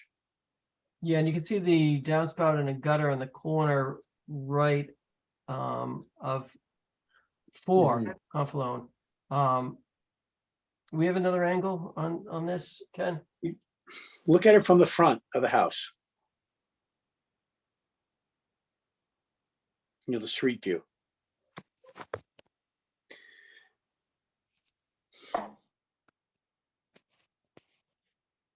Okay. Yeah, do the 4. Where am I going? There you go, right there. Now go in a little bit. Just can you go in further or? Yeah, I can see the. So now go to the left of the basketball net. Yep. That tree right there. It's leaning. If you go close, can you zoom in a little bit more? Yeah. See, that's what I think we're seeing. Is that right, ma'am? Yes. Okay. I kind of get it. All right, so that one's pretty close. Okay. All right, so that one's close to your house. The other one is leaning just very significantly. Now, I think there was a letter from Keith's tree about one of these trees has an exposed root system and disease. Is it the same property with the letter from Keith's tree? I'm unaware of that. If it is our Is it a property, different property? it might be ours. I'm unaware though. Did Keith's tree come out and take a look at the trees? They did, yes. Okay. All right, so. Keith Tree wrote a letter for 6. Right, but the trees in question are actually on 4. Is that what it, okay. Yeah, I'm looking at the original email. Yeah, I see a root ball exposed on one of the trees, which is one of the leaners. And then the other tree leaning over.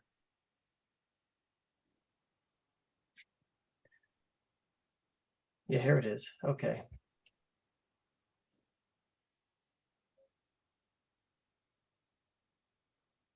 Rotted at the base and leans towards the house. Um, and the one leaning towards, the other one leaning towards has a bulging root mound. All right, so two of them are in difficult shape. Not only are they leaning, but it's got the bulging root mound, and the other one's got rotting at the base. So that makes sense. So that's the two leaners. And then if you scroll down, so I think there's like an estimate or something with some more details. Not on this one. 3 maples assessed. 2 Yeah. maples. All right, so two of the maples have the bulging root mound, and the other one's rotted. Okay. It's just weird that this is, talks about 6 when it's really at 4. Well, 6 was the one who initiated this conversation. Except that the arborist says in your yard, it's not 6 yard, it's the 4 yard, right? It's your yard. Yeah, I mean, I don't know the exact property line. It's on our side of the fence. I don't know the exact, but he's the one who initiated and originally, brought up removing these trees because of his pool. Yeah.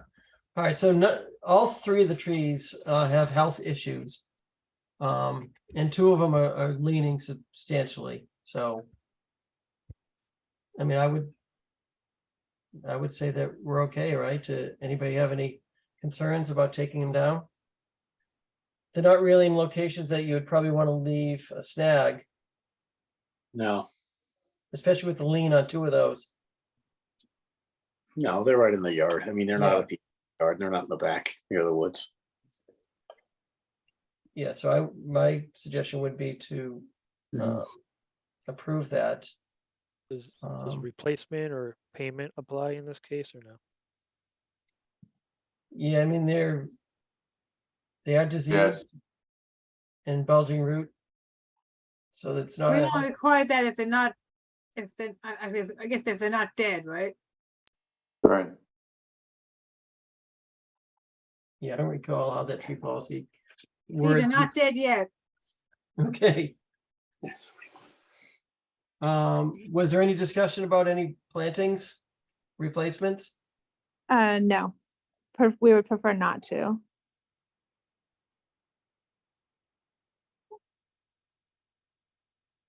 Okay, any thoughts from the commission?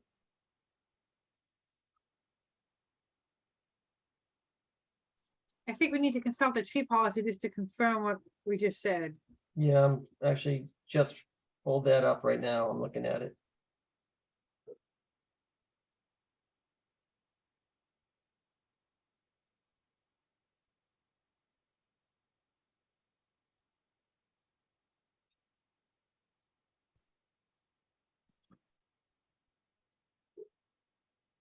All right, so if the homeowner contends the tree is dead or diseased and therefore compromised prior to approval, a letter from a licensed arborist attesting to this will be required, which it was.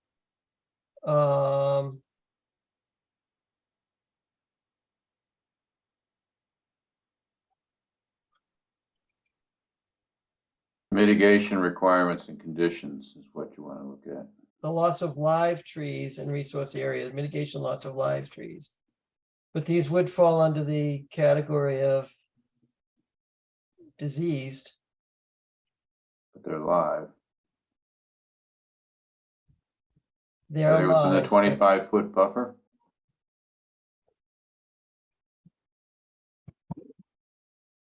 Good question, especially those removed within a 25-foot buffer. Are they within 25? I don't know. I do not believe they are within the 25-foot buffer. Okay. All right, so I'm not totally clear if any type of replacement needs to happen under this condition.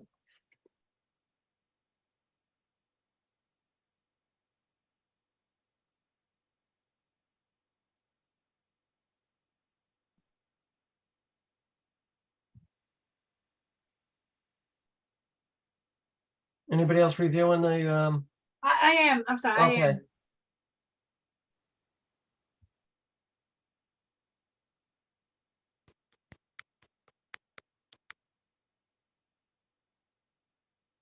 It just says the loss of live trees in the resource area. And these are live trees, they're not dead trees. Right. So I think we have to. And then we said, and so I think the policy applies. If they don't want to replant, then they have to pay. It looks like to me. What is the payment? so there's a couple options here, so there's a replacement option. So each live tree 6 inches in diameter or greater, measured 4 feet up from the ground, shall be replaced by any of the following. So 1 deciduous shade tree 2.5 inches or greater in diameter, 1 evergreen tree 5 to 6 feet in height or greater, or 2 large shrubs 5 to 6 feet in height, or 3 small shrubs 3 feet or greater in height at time of planting. So for each tree that would be removed, there would need to be a replacement of one of those 5 options, or payment of not less than $250 and not more than $500 shall be made. Payment amount is determined based on the size of the tree or trees and canopy cover removed, as well as proximity to the wetland. So there could be replanting of one of those 5 conditions that I mentioned, and we can send you this policy. It's up on the screen now. Or payment in lieu of planting anything. And the trees, by the way, you could plant them anywhere in the property, shrubs or whatever. You could put them back near the fence line or back on the property line, closer to the wetland, the better. They wouldn't need to go in those same spots. Okay. So you could put them like against your fence in the backyard, all the way back, or something like that. Okay. So that's an option. And we can send you this and you can, figure out which way you want to go with it. Well, it's on the website, Bob, right? Oh, that is true too. Okay. So maybe your neighbor will, split the cost of the replacement trees or the payment for the removal. But you have to come back to us and tell us what you want, right, Bob? Yes. Yeah, you need to pick an option, and then let us know how you're going to go about it, and then we can, give you the permission to remove them. Is there a form to fill out, or how do we let you know that? You can get in touch with Rebecca or Elaine at the Conservation Commission office. Okay. And you could either, you could join us at the next meeting if you'd like, on the 11th of July, and we can talk it out. Bob, is it fair that we should talk about what the payment might be? Yeah, no, I mentioned that. So But- how would we determine it?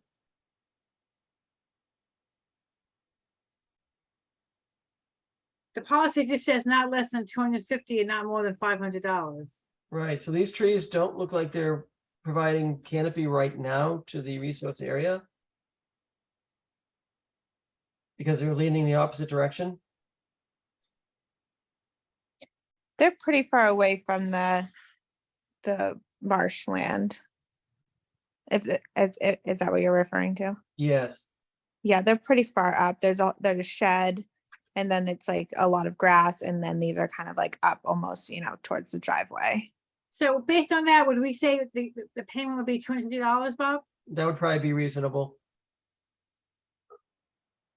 Okay.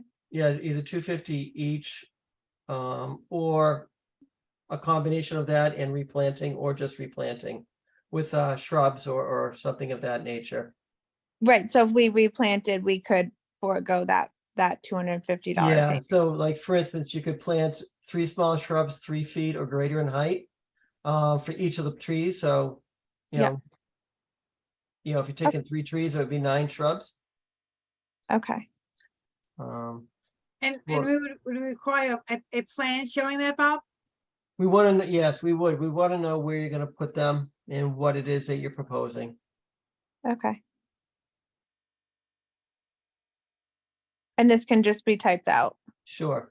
Yeah, I Okay. mean, if you have, I don't know if you have any type of plot plan of your lot.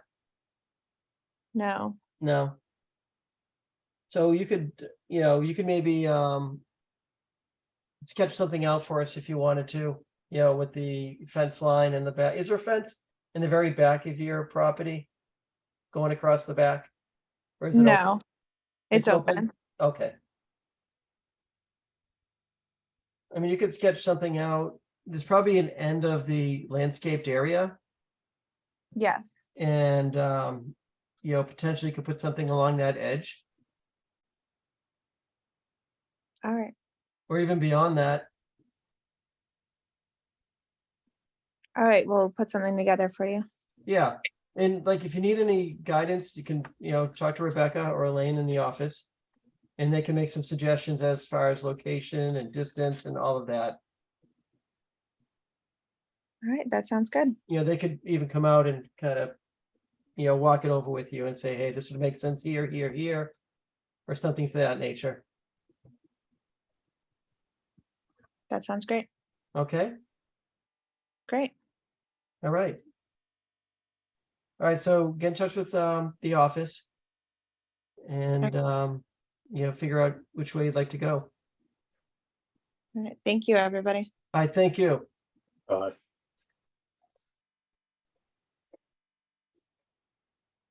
All right, we do have 6 Preston and 53 Court. I think those are both on hold. I don't think we were able to get in touch with the people that requested to have those trees removed. So we're all the way back to Audubon Road. I Okay. was looking up, I found the order of conditions for the road. And all it said was, oh, I lost the page. Give me one sec. It just made the statement. Where'd it go? Just give me 1 second. It's right here somewhere. That something along the lines of de-icing shall be in minimal amounts. But of course, give me 2 seconds and I will find it again. Yeah, those storm drains along that road discharge directly into the wetland. I don't remember what treatment they're getting. Well, you guys just wrote it should be in minimal supply to protect public safety. Hmm. Kind of generic. How long Yeah. ago was that, Rebecca? I think it's 2008. So I was thinking the same question. Mhm. Or I asked myself the same question. Right. I literally just had it in front of me 2 seconds ago, and now I can't find it.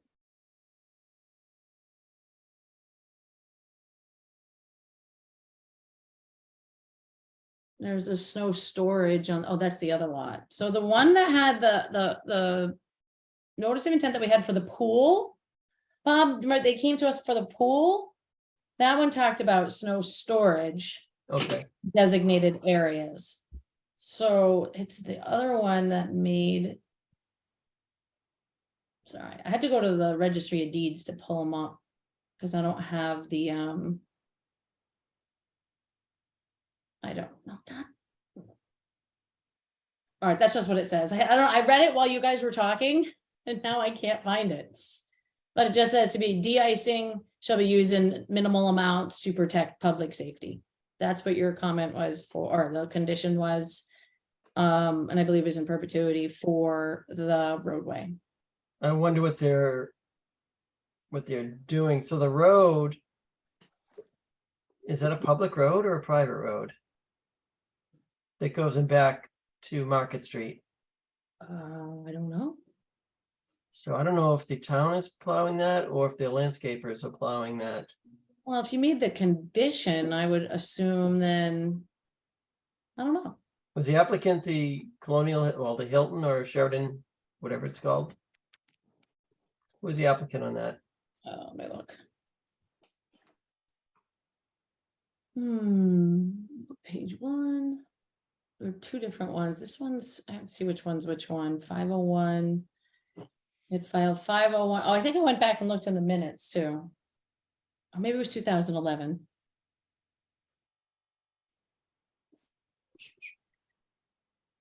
Sorry, it's just running really slow.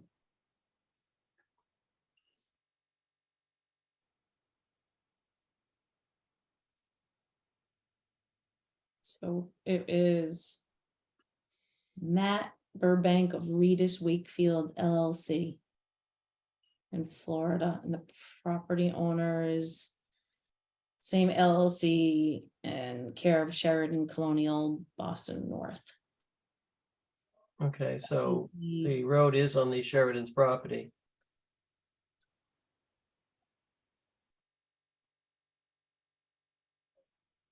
I just don't have access to the plans because we didn't have them electronic then.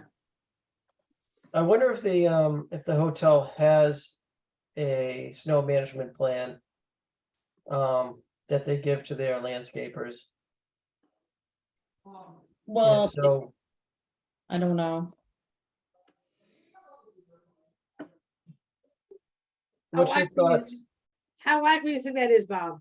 What's that? How likely do you think that is? Yeah, I don't know. I mean, it's a fairly good sized lot, parking lot and all that. Yes. I mean, what's everybody's thoughts on this? Do we put some sort of condition that's gonna impact, the entire parking lot when only a small portion of it's before us? Well, I don't know how we condition something that's not in the buffer zone. Well, part of it is, though. Part of the parking lot is. Right, so that we have jurisdiction over. Well, it impacts it, right? So we have jurisdiction over it if it impacts it. Right, everything in that, those storm drains are making its way into the riverfront area and buffer. Well, Could it be written as just a request for no harsh chemicals kind of something? Well, but here's the deal, right? So you put these conditions on there, and sometimes I think that the condition that is challenging to ensure compliance with on a daily basis becomes very important when and if something ever goes wrong. So in the event that something happens downstream and they start looking upstream, or in the event that you have some type of vegetation die off, or you have whatever might potentially happen, and they trace that back, it's sort of like, well, if you have the condition on there, you can say, well, we told you that this was something that could happen, or this is what you were required to do. I don't know if you did do it. If you don't have the condition on there because, you're saying it's too challenging to try to regulate, I mean, I don't know. I guess you can only put it on within your area. Right.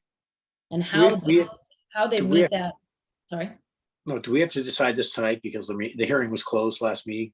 yes, We have to issue an order of conditions yes. quickly. Okay. You have Okay. 21 days from the close of the hearing. Okay, so we're gonna do that. So we all agree that the only thing at issue here is the possibility of salt getting into the river, right? Everything else has been decided. Right. Only other Right, thing, well, we also would want to condition the incorporation of the revised landscape Right. plan. so the range of things is that if you do just a little bit of the parking lot, it just seems the entire parking lot slopes down toward the river, right? Yes.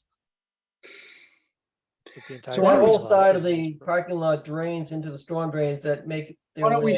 we just say that, what would we have said that, what were we going to say, for example, what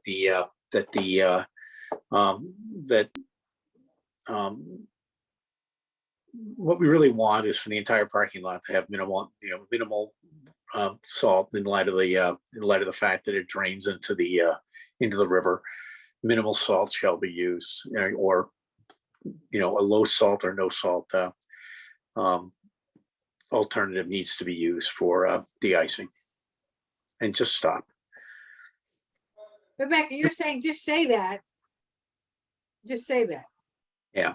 Well, I mean, I think I think I guess I Rebecca's- was saying that, and I feel like Look, if that's what you think is important to protect the wetland, then that's what I think you should put on there, and that'll be their responsibility to come up with a strategy of how they would I agree manage with that. Maybe it's silly to It's on them to use certain products for half of a parking lot, and maybe they'll just use it on the whole thing because that. As technologies develop, I think that I just rather ask what we want and not ask to do the half a loaf thing that Yeah, might. no, I agree. All I'm saying is I doubt they could probably come back and say you have no right to ask this of us. Well, And they Well, appeal They your. may, Yeah, but they Yeah, may let's see not, what they yeah. do. but if That's they, it. if I mean, they we have a legitimate alter, reason. We have a legitimate reason for asking for it. We're trying to accomplish something that's. No, I eminently- agree. No, I agree. So I think we should just do it. And I don't know if the right words were, what was that they were, and I know that, ideally we'd like to specify, we had this discussion with a different hearing that maybe some of us were familiar with, but we'd like to be specified, we'd like to have some specificity as to exactly how it will be handled. But I think in this situation, given that circumstance, we have to state it in a more general term, which is not ideal, but it's better than nothing. So yes, we where's, could specify a low salt or no salt or a salt substitute de-icer. That's right. So That minimizes the likelihood that is most likely to minimize the likelihood of salt leaching into the. Yeah, so the thing to think about here is whatever they use on the rest of that lot could alter the resource area. Right? But what's before us is not, they're not touching the rest of the lot. yeah. If They're we were, not. if we That's have the to, issue I have. So I'm Me not too. disagreeing that we can put it in. All I'm saying is, I don't think we have the authority to do that, yeah, but we can put it in. Ken, were you gonna say something? I think it's outside of the current project. So in theory, if you're gonna chase down the hotel to do that, you'd have to chase them down. I don't think it'd be appropriate for this project to cover pieces of land that are outside of their project or what they're doing. I don't see any problem saying that you have to use this, within the project limits. That's what I thought we were doing. Are we not saying, all right, maybe I'm misunderstanding too. So are you saying that you're gonna require them in the conditions to use low salt or salt alternative within the regulated resource areas? Well, within the buffer zone. Within the 100-foot buffer zone. What about the 200 Yes. foot, 200 foot. within the riverfront area? Within the riverfront area. I guess that's right. And the point would be. Which the goes hope for it outside the would be that project Why scope. would anyone do two different things? Why would anyone do two different treatments? For No, one part? and Bob just said, but that's outside the project scope. So the 200 feet takes you outside of the project scope. It is and it isn't. Because their stormwater management, what is it designed to capture? It is gonna run down into that storm drain right in front of this project. But and what is then it? It's gonna utilize their stormwater treatment system. Everything in that lot's gonna utilize their system they're proposing. So it's all connected.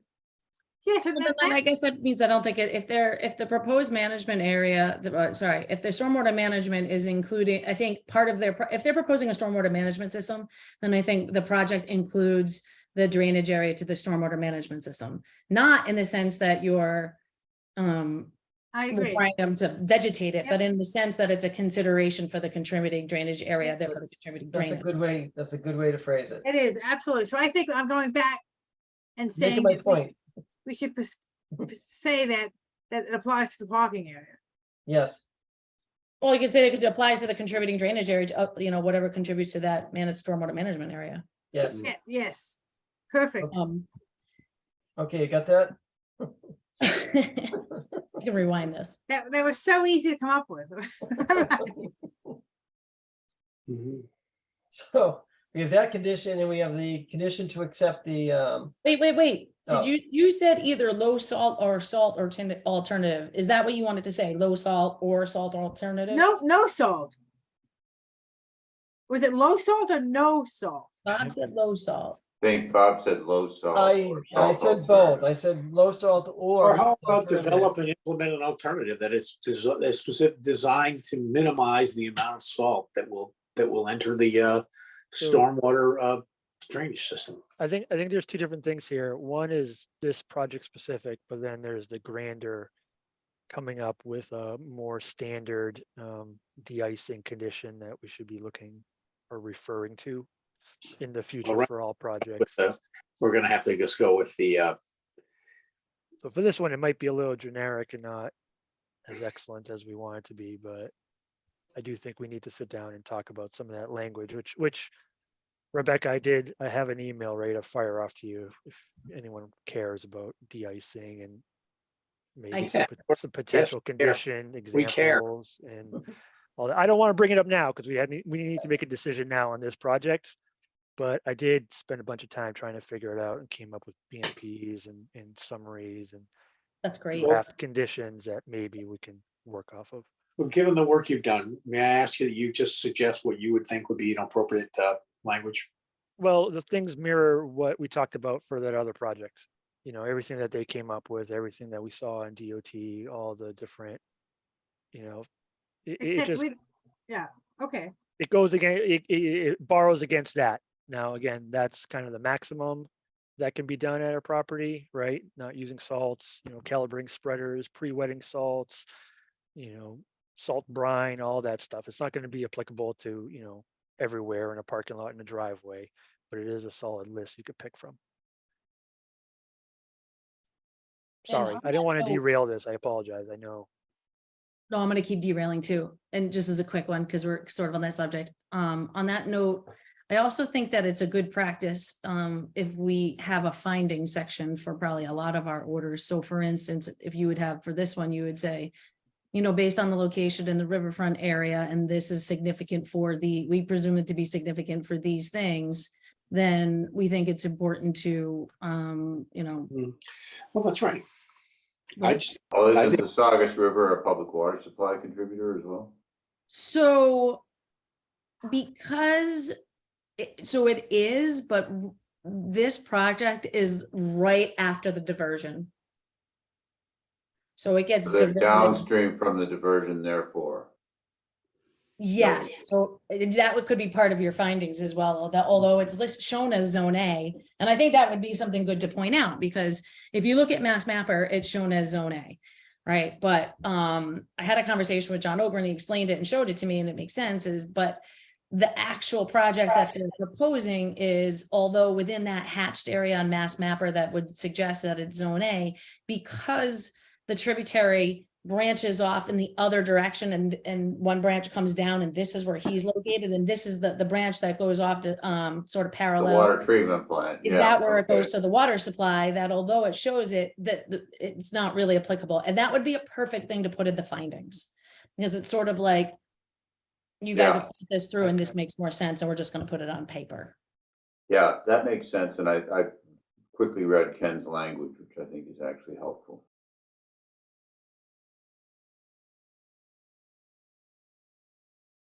Ken's language is good. I didn't read, I think I was talking. Except you wouldn't say buffer zone, you would say riverfront. Yeah, I mean, it's pretty wide case. open. Like you maybe want to pick some and make them solid, but again, that's like I was saying, it's a laundry list that you can pick and choose from, whatever you think it's appropriate.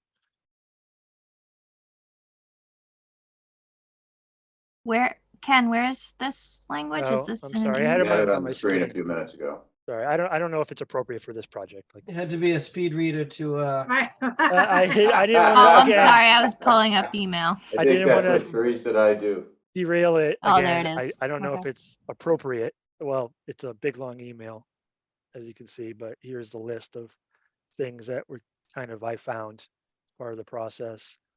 Here are some of the attachments that I found that could help an applicant understand why great. these things work. And, you know, New Hampshire BMPs, they have these 1-2 page sheets that can be super helpful for anybody to understand what to do.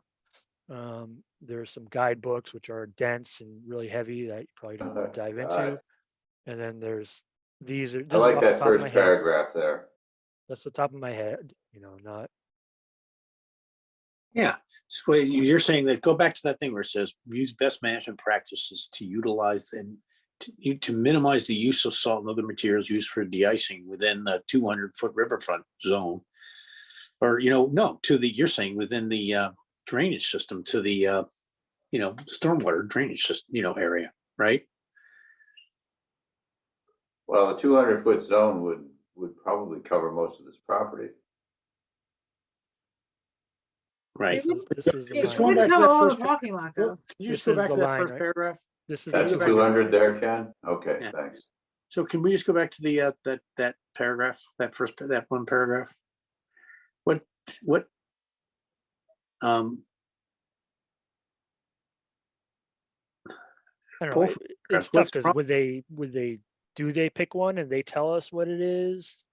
I don't know how it would Suppose work. you could say, simply use this, best management practices shall be used to minimize the use of salt and other materials for de-icing within the area of the parking lot that contributes to the project storm drainage. Stop there, and then go on with the as applicable BMPs are. Hold on, are you proposing that language for a condition? Yes. I wouldn't do that.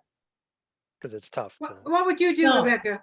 I would be more specific because when you see thing, you shall use the best management there and something goes wrong, they're like, well, I don't know, you didn't. Right. I thought that was the best. Okay, thing. but so what about we add the first paragraph from the next bullet point? That we ask them to submit a plan to the commission for review. What I was just thinking is, as applicable, or BMP shall include, and then we just list whichever one we think is going to work, or a I combination. like this as a guide tool. I think we should put this up on our website. When you're ready. But shall means you need to do it. Mm-hmm. What about asking them to submit a de-icing management plan? Shall be submitted. I do like that. I have that as the next one down, but again, they have to do ahead of time, and we have to see it, and we have to approve it as part of the project. So that's a different tact. It's tough now because we want to see it before we close the public hearing. Yep, I agree. But when for me at least, I think that when you hear language that allows people to be interpretive, then there's always a disagreement as to what it means. So for example, like maximum extent practicable or maximum extent, you're like, oh, that's the best I can do. We run into that kind of stuff all the time, right? Is that really the best you can do? So again, I'm going to repeat, Rebecca, what would you suggest? If that's the case, we have to tell them exactly what they need to do. Yes, I think you should.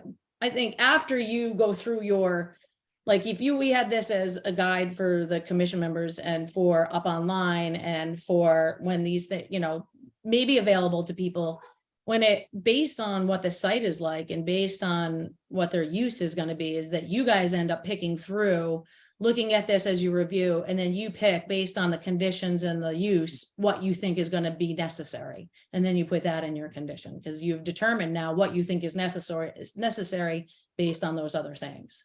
But this is a great thing to go through. I don't think I'll do it each time because I think you guys will end up getting used to it. And it'll be it's like the riverfront. So Rebecca, what do we do right now? What do you suggest for right now, right here, right now, so we can vote in the next 5 minutes? No pressure. I think we already indicated that you would make some language that says the area that's contributing to the stormwater management, that's part of the project. So you've identified the area.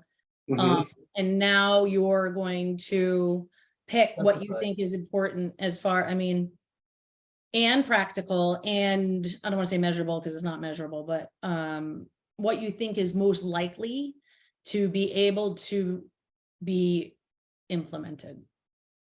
So if you're going to say low salt, I'd be sure I know what that means. I don't even know what that means. The salt sand mix typically. I think there's DOT guidelines on that as far as salt sand mixture. And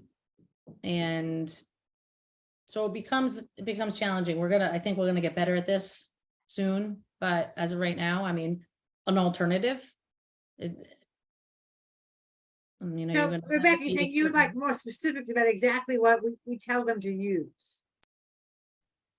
I'm I not think sure. that when you use language that, in my opinion, would be subjective. You know, I agree, but But I you- don't think right now we know what that Right, exact language is. Yeah. other than I what would the agree with doctor you, said. Teresa. I think we're, because they If have we say, great implications to them, you know, like if You we tell could them, say- don't do this, and then the driver, you know, ends up in the bottom of the wetland, they'll say, well, they told us you Right. can't use this. So we have to be super careful, I think, How about, about you say an environmentally friendly salt alternative that once the applicant decides what it is, they submit it to, prior to construction, they submit it to the commission for approval of just the alternative? I mean, the question Ken raises is a good one, Rebecca, about just, the risk of somebody having an accident because we've specified particular solution. Are we better off doing what a prior applicant did and pointing to the Mass DOT's rules for road salting in the areas around a public water supply reservoir, namely the Cambridge Reservoir? I don't feel that if you specify that they should use an environmentally friendly de-icing product, I'm not Yeah. sure where that makes you responsible in the event there's anything, because that's what the product is for. You didn't make Right. it, you're just asking them to use it. If the product didn't work as designed, you don't know if the product was faulty, the applicator was faulty. How on Yeah. earth could you possibly be It's faulty? on- it's on to them use to tell environmentally us. sensitive Well, if product? you're going back to, they're gonna submit something before, let's just go back to that. I mean, can we just go back to those two paragraphs? No, did- why not just do what Rebecca just suggested? yeah, I agree. Yes, I get what. I think what Rebecca just suggested. That's suggested is okay. perfect. Yeah, but they're gonna submit us something prior to construction, they're gonna tell Right. us what to do. Yeah, it's They're- environmentally sensitive and a salt alternative that deals with all of the contributing, the area contributing to the stormwater. And that they prior to construction will submit it to. Okay. But then Rebecca has to look at it and Well, that's see true. if it's good enough. Well, make I'm gonna their bring it to you determination. guys and you guys can Right, look over the exactly. product No, so safety We're, sheets. we're punting on it for now because we're under pressure to get it out. Yeah, Oh. and I think that's good language to punt on, but I'm just saying we're gonna have to. Yes, in the and I end, want say them to- yes.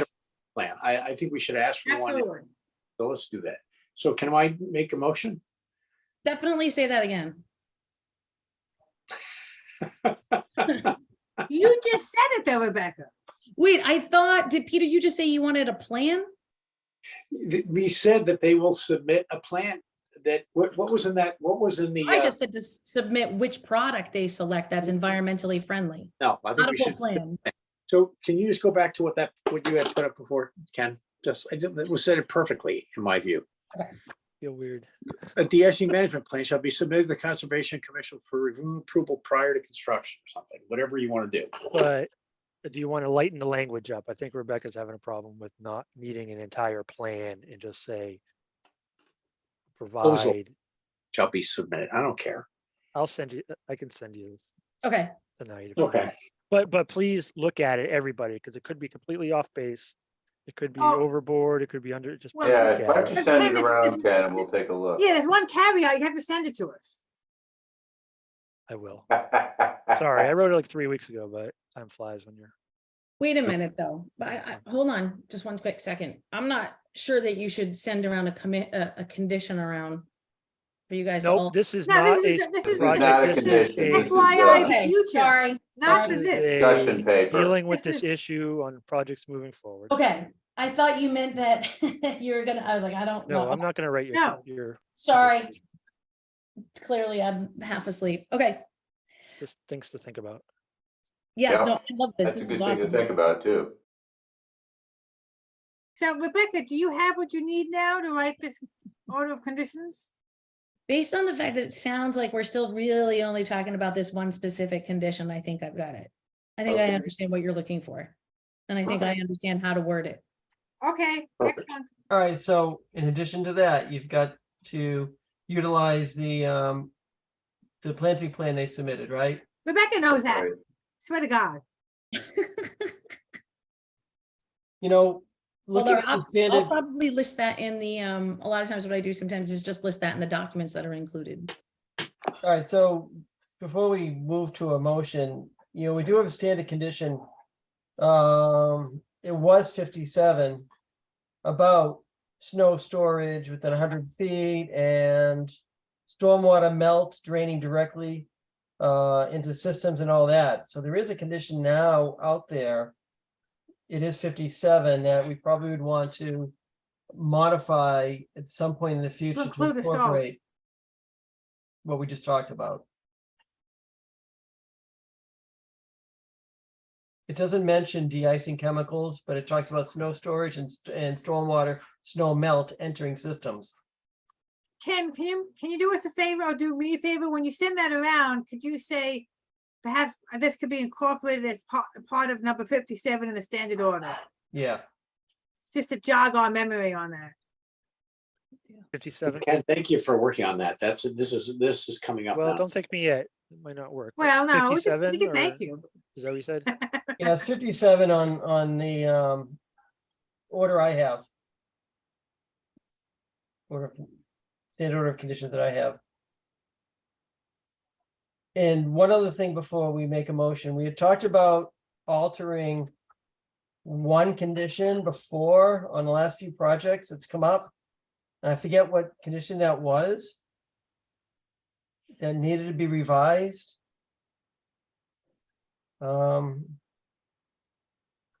Rebecca, do you remember that one?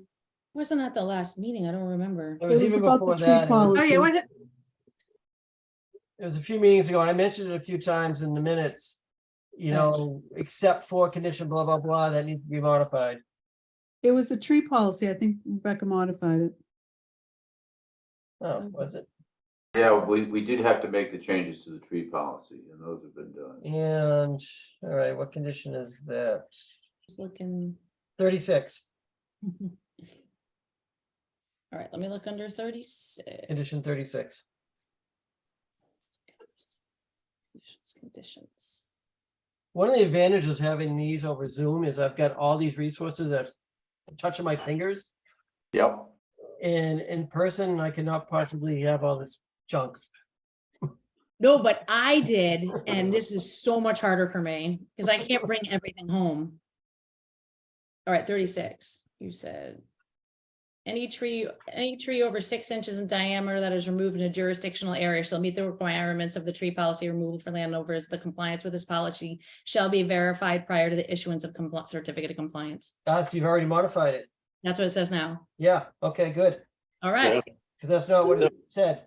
Okay, does now. Yep. I also double check the perpetual conditions. Sometimes those numbers get a little funky. Yeah.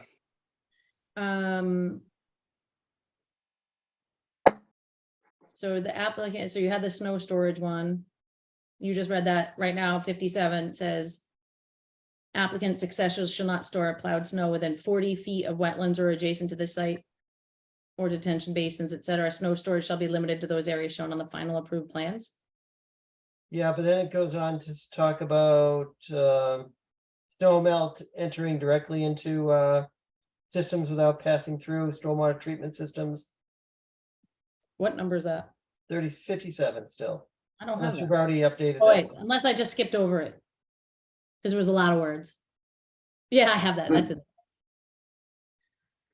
Yes, it says to any of the detention, infiltration, basins, construction, wetlands, or swells, or in any locations where the snow melt water would drain directly to any of these systems without passing through the stormwater treatment system. So even though in this case, it would be going through a treatment system, there's nothing in that system that would remove the salt, which is not something we ever considered before. Where are they storing snow? There's some islands on the drawing. Because the area that's right next to the parking lot is grassed stormwater management. They're not. Can you pull up that plan one more time? And I really apologize for bringing this up now.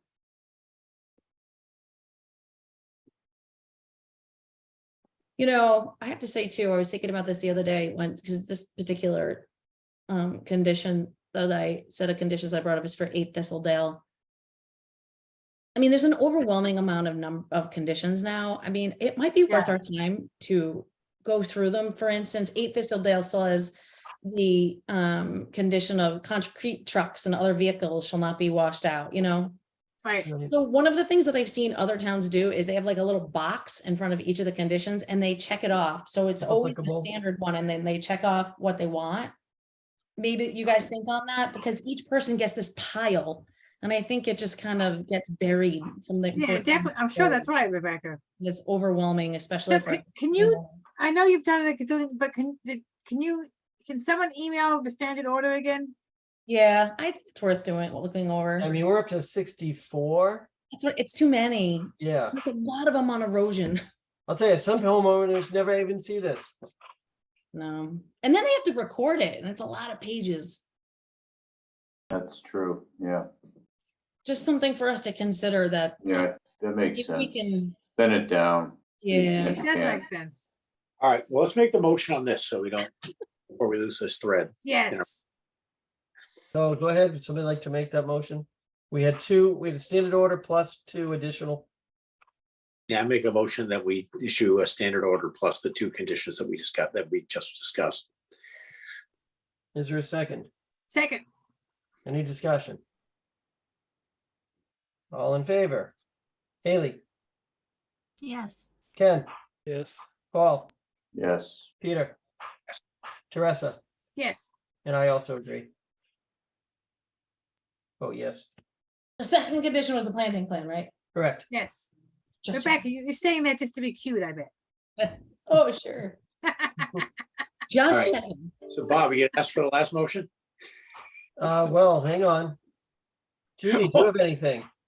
Yeah, just about the open space plan, the consultant, we had talked initially about having a special meeting for the permitting boards, because some of the planning board, ZBA and environmental sustainability wanted to have like a presentation of the plan, give some feedback just to them. So I'm trying to schedule that. So we're looking at maybe July 31st or August 7th. It would only be about an hour. If anyone's interested or if anyone has a preference to date. Those are Mondays. Because trying to work around planning board and ZBA meetings and our meetings, it seemed like a Monday would be easier. So explain again what it would be. It would just be talking about the open space plan, what it will mean to their boards, if they have any input on it, to give them another chance to chime in, Okay, which is what they requested. who requested? All 3 boards, the planning board, the ZBA, and they wanted separate presentations to them. So I Okay, said, why don't we just do one meeting and do one overall presentation? yeah, that makes sense. I don't know what the attendance will be, so I would guess it would be maybe an hour. I don't see that it would take longer than that. I mean, there've been public sessions already that they have been invited to, so Okay, I'll run these dates by them and then let you guys know, and then if you want to attend, then that'd be great. sounds good. What was the date you just mentioned? July 31st to August 7th.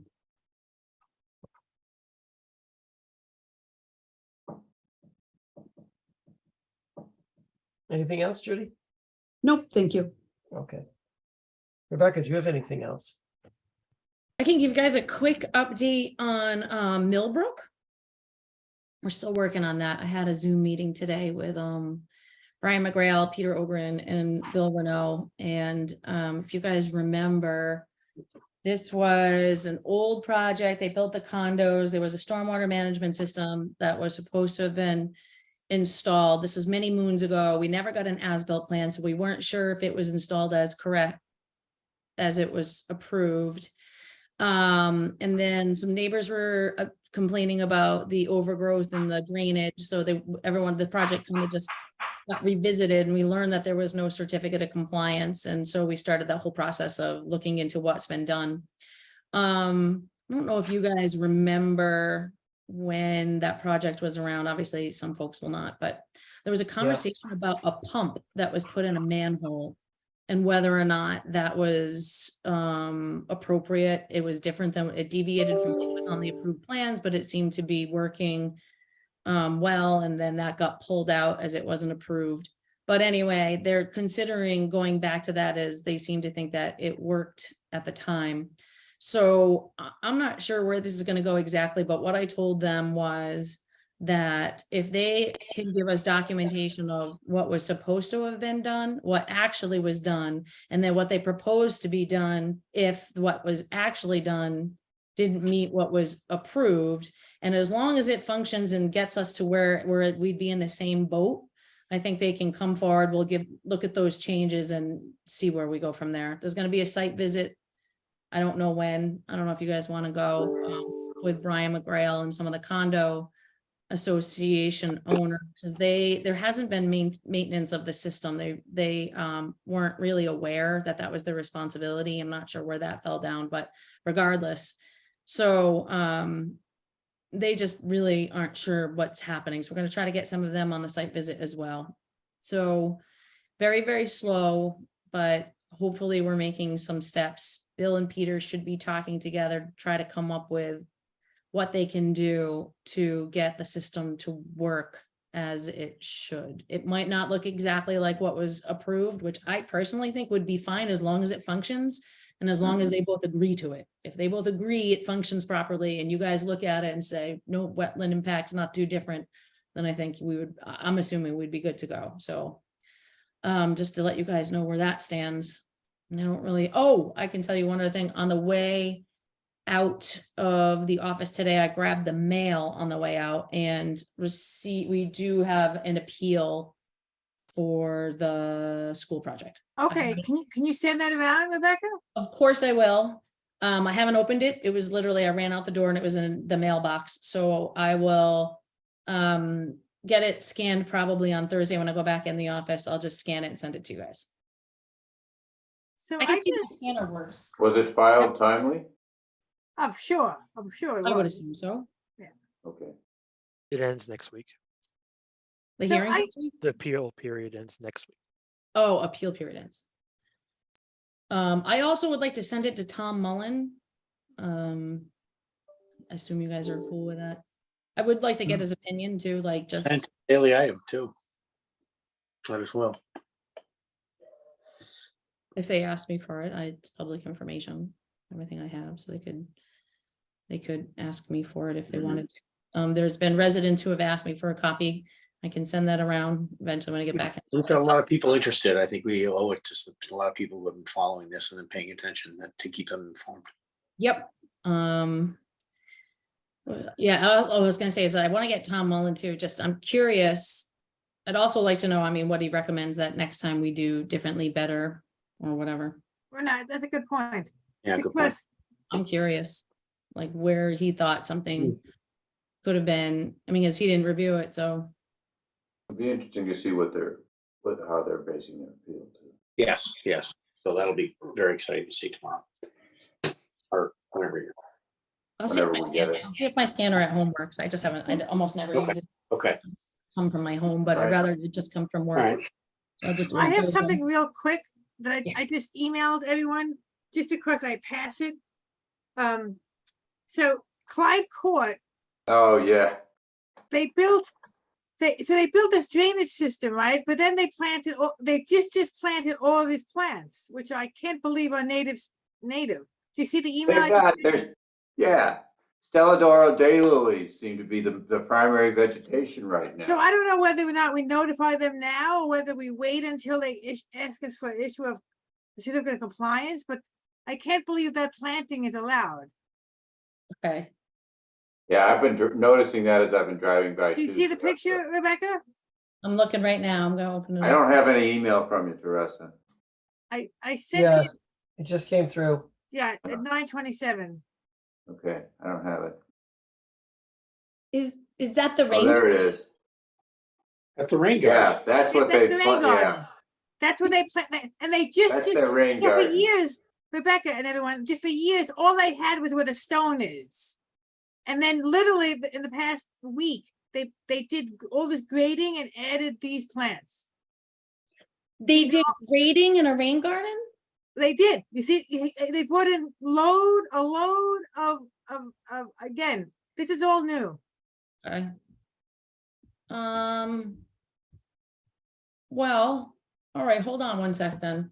There's something just upgrading of that stone area. Is that a depression of some type?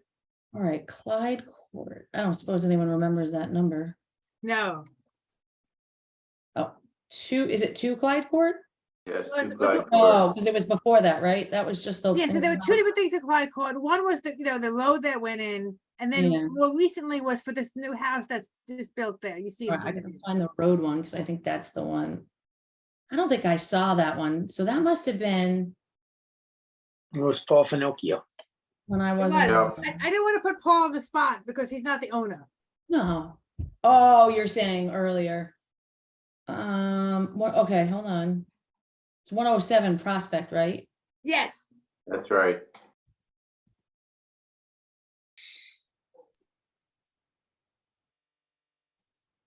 I'm not saying I take pictures when I go jogging, but I take pictures when I go jogging. Okay, so the rain garden. Okay, well, Rain garden, I think, was part of the road. yeah, it is. There's a 4-bay and then there's a riprap spillway.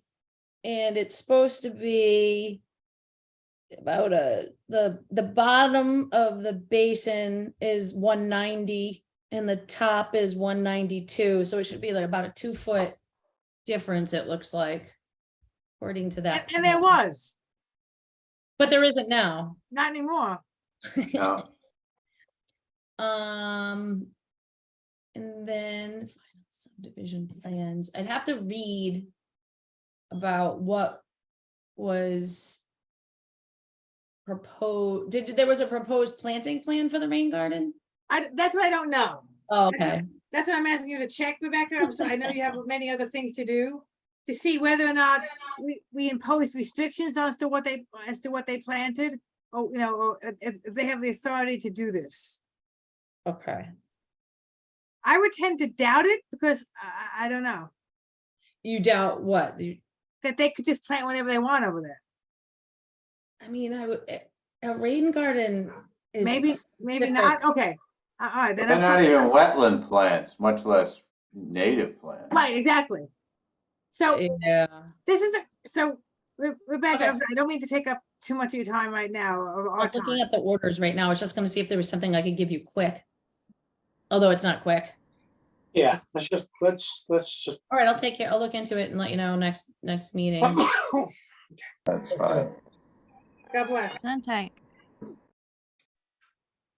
There's supposed to be PVC pipes in the rain garden, number 1. Do you see it? It's a little pipe sticking up right there on the right. Yeah, it's on the right side of the picture. You see something? I didn't know that. New information. Just let me look at one last thing before I tell you and look at what was referenced in the plans and see if a landscape plan was referenced. And then I will let you guys go. Oh, it just says definitive subdivision plans. All right, I'll find out. Thank you. No worries. Put that down. All right, Rebecca, do you have anything else? No. Next meeting is July 11th. Oh, can you just announce the continuation of 10 Broadway, even though it said it the last one? Sure. 10 Thanks. Broadway will be continued. We don't know if it's gonna be continued until the 11th or not. but it They will requested continue. that last time, didn't they? We're not sure. John was gonna get back to us when he had a better idea. I think he wrote to me that they're requesting the meeting in July, first meeting in July, which this happens to be. All right, so we will continue until July 11th for Broadway. All right, thanks. Mass the MassGov DOT website Highway Division does have a bunch of information on anti-icing and de-icing options for different circumstances. And they do specify, what premix is, and there are some other definitions there. So there's some good information on what they do.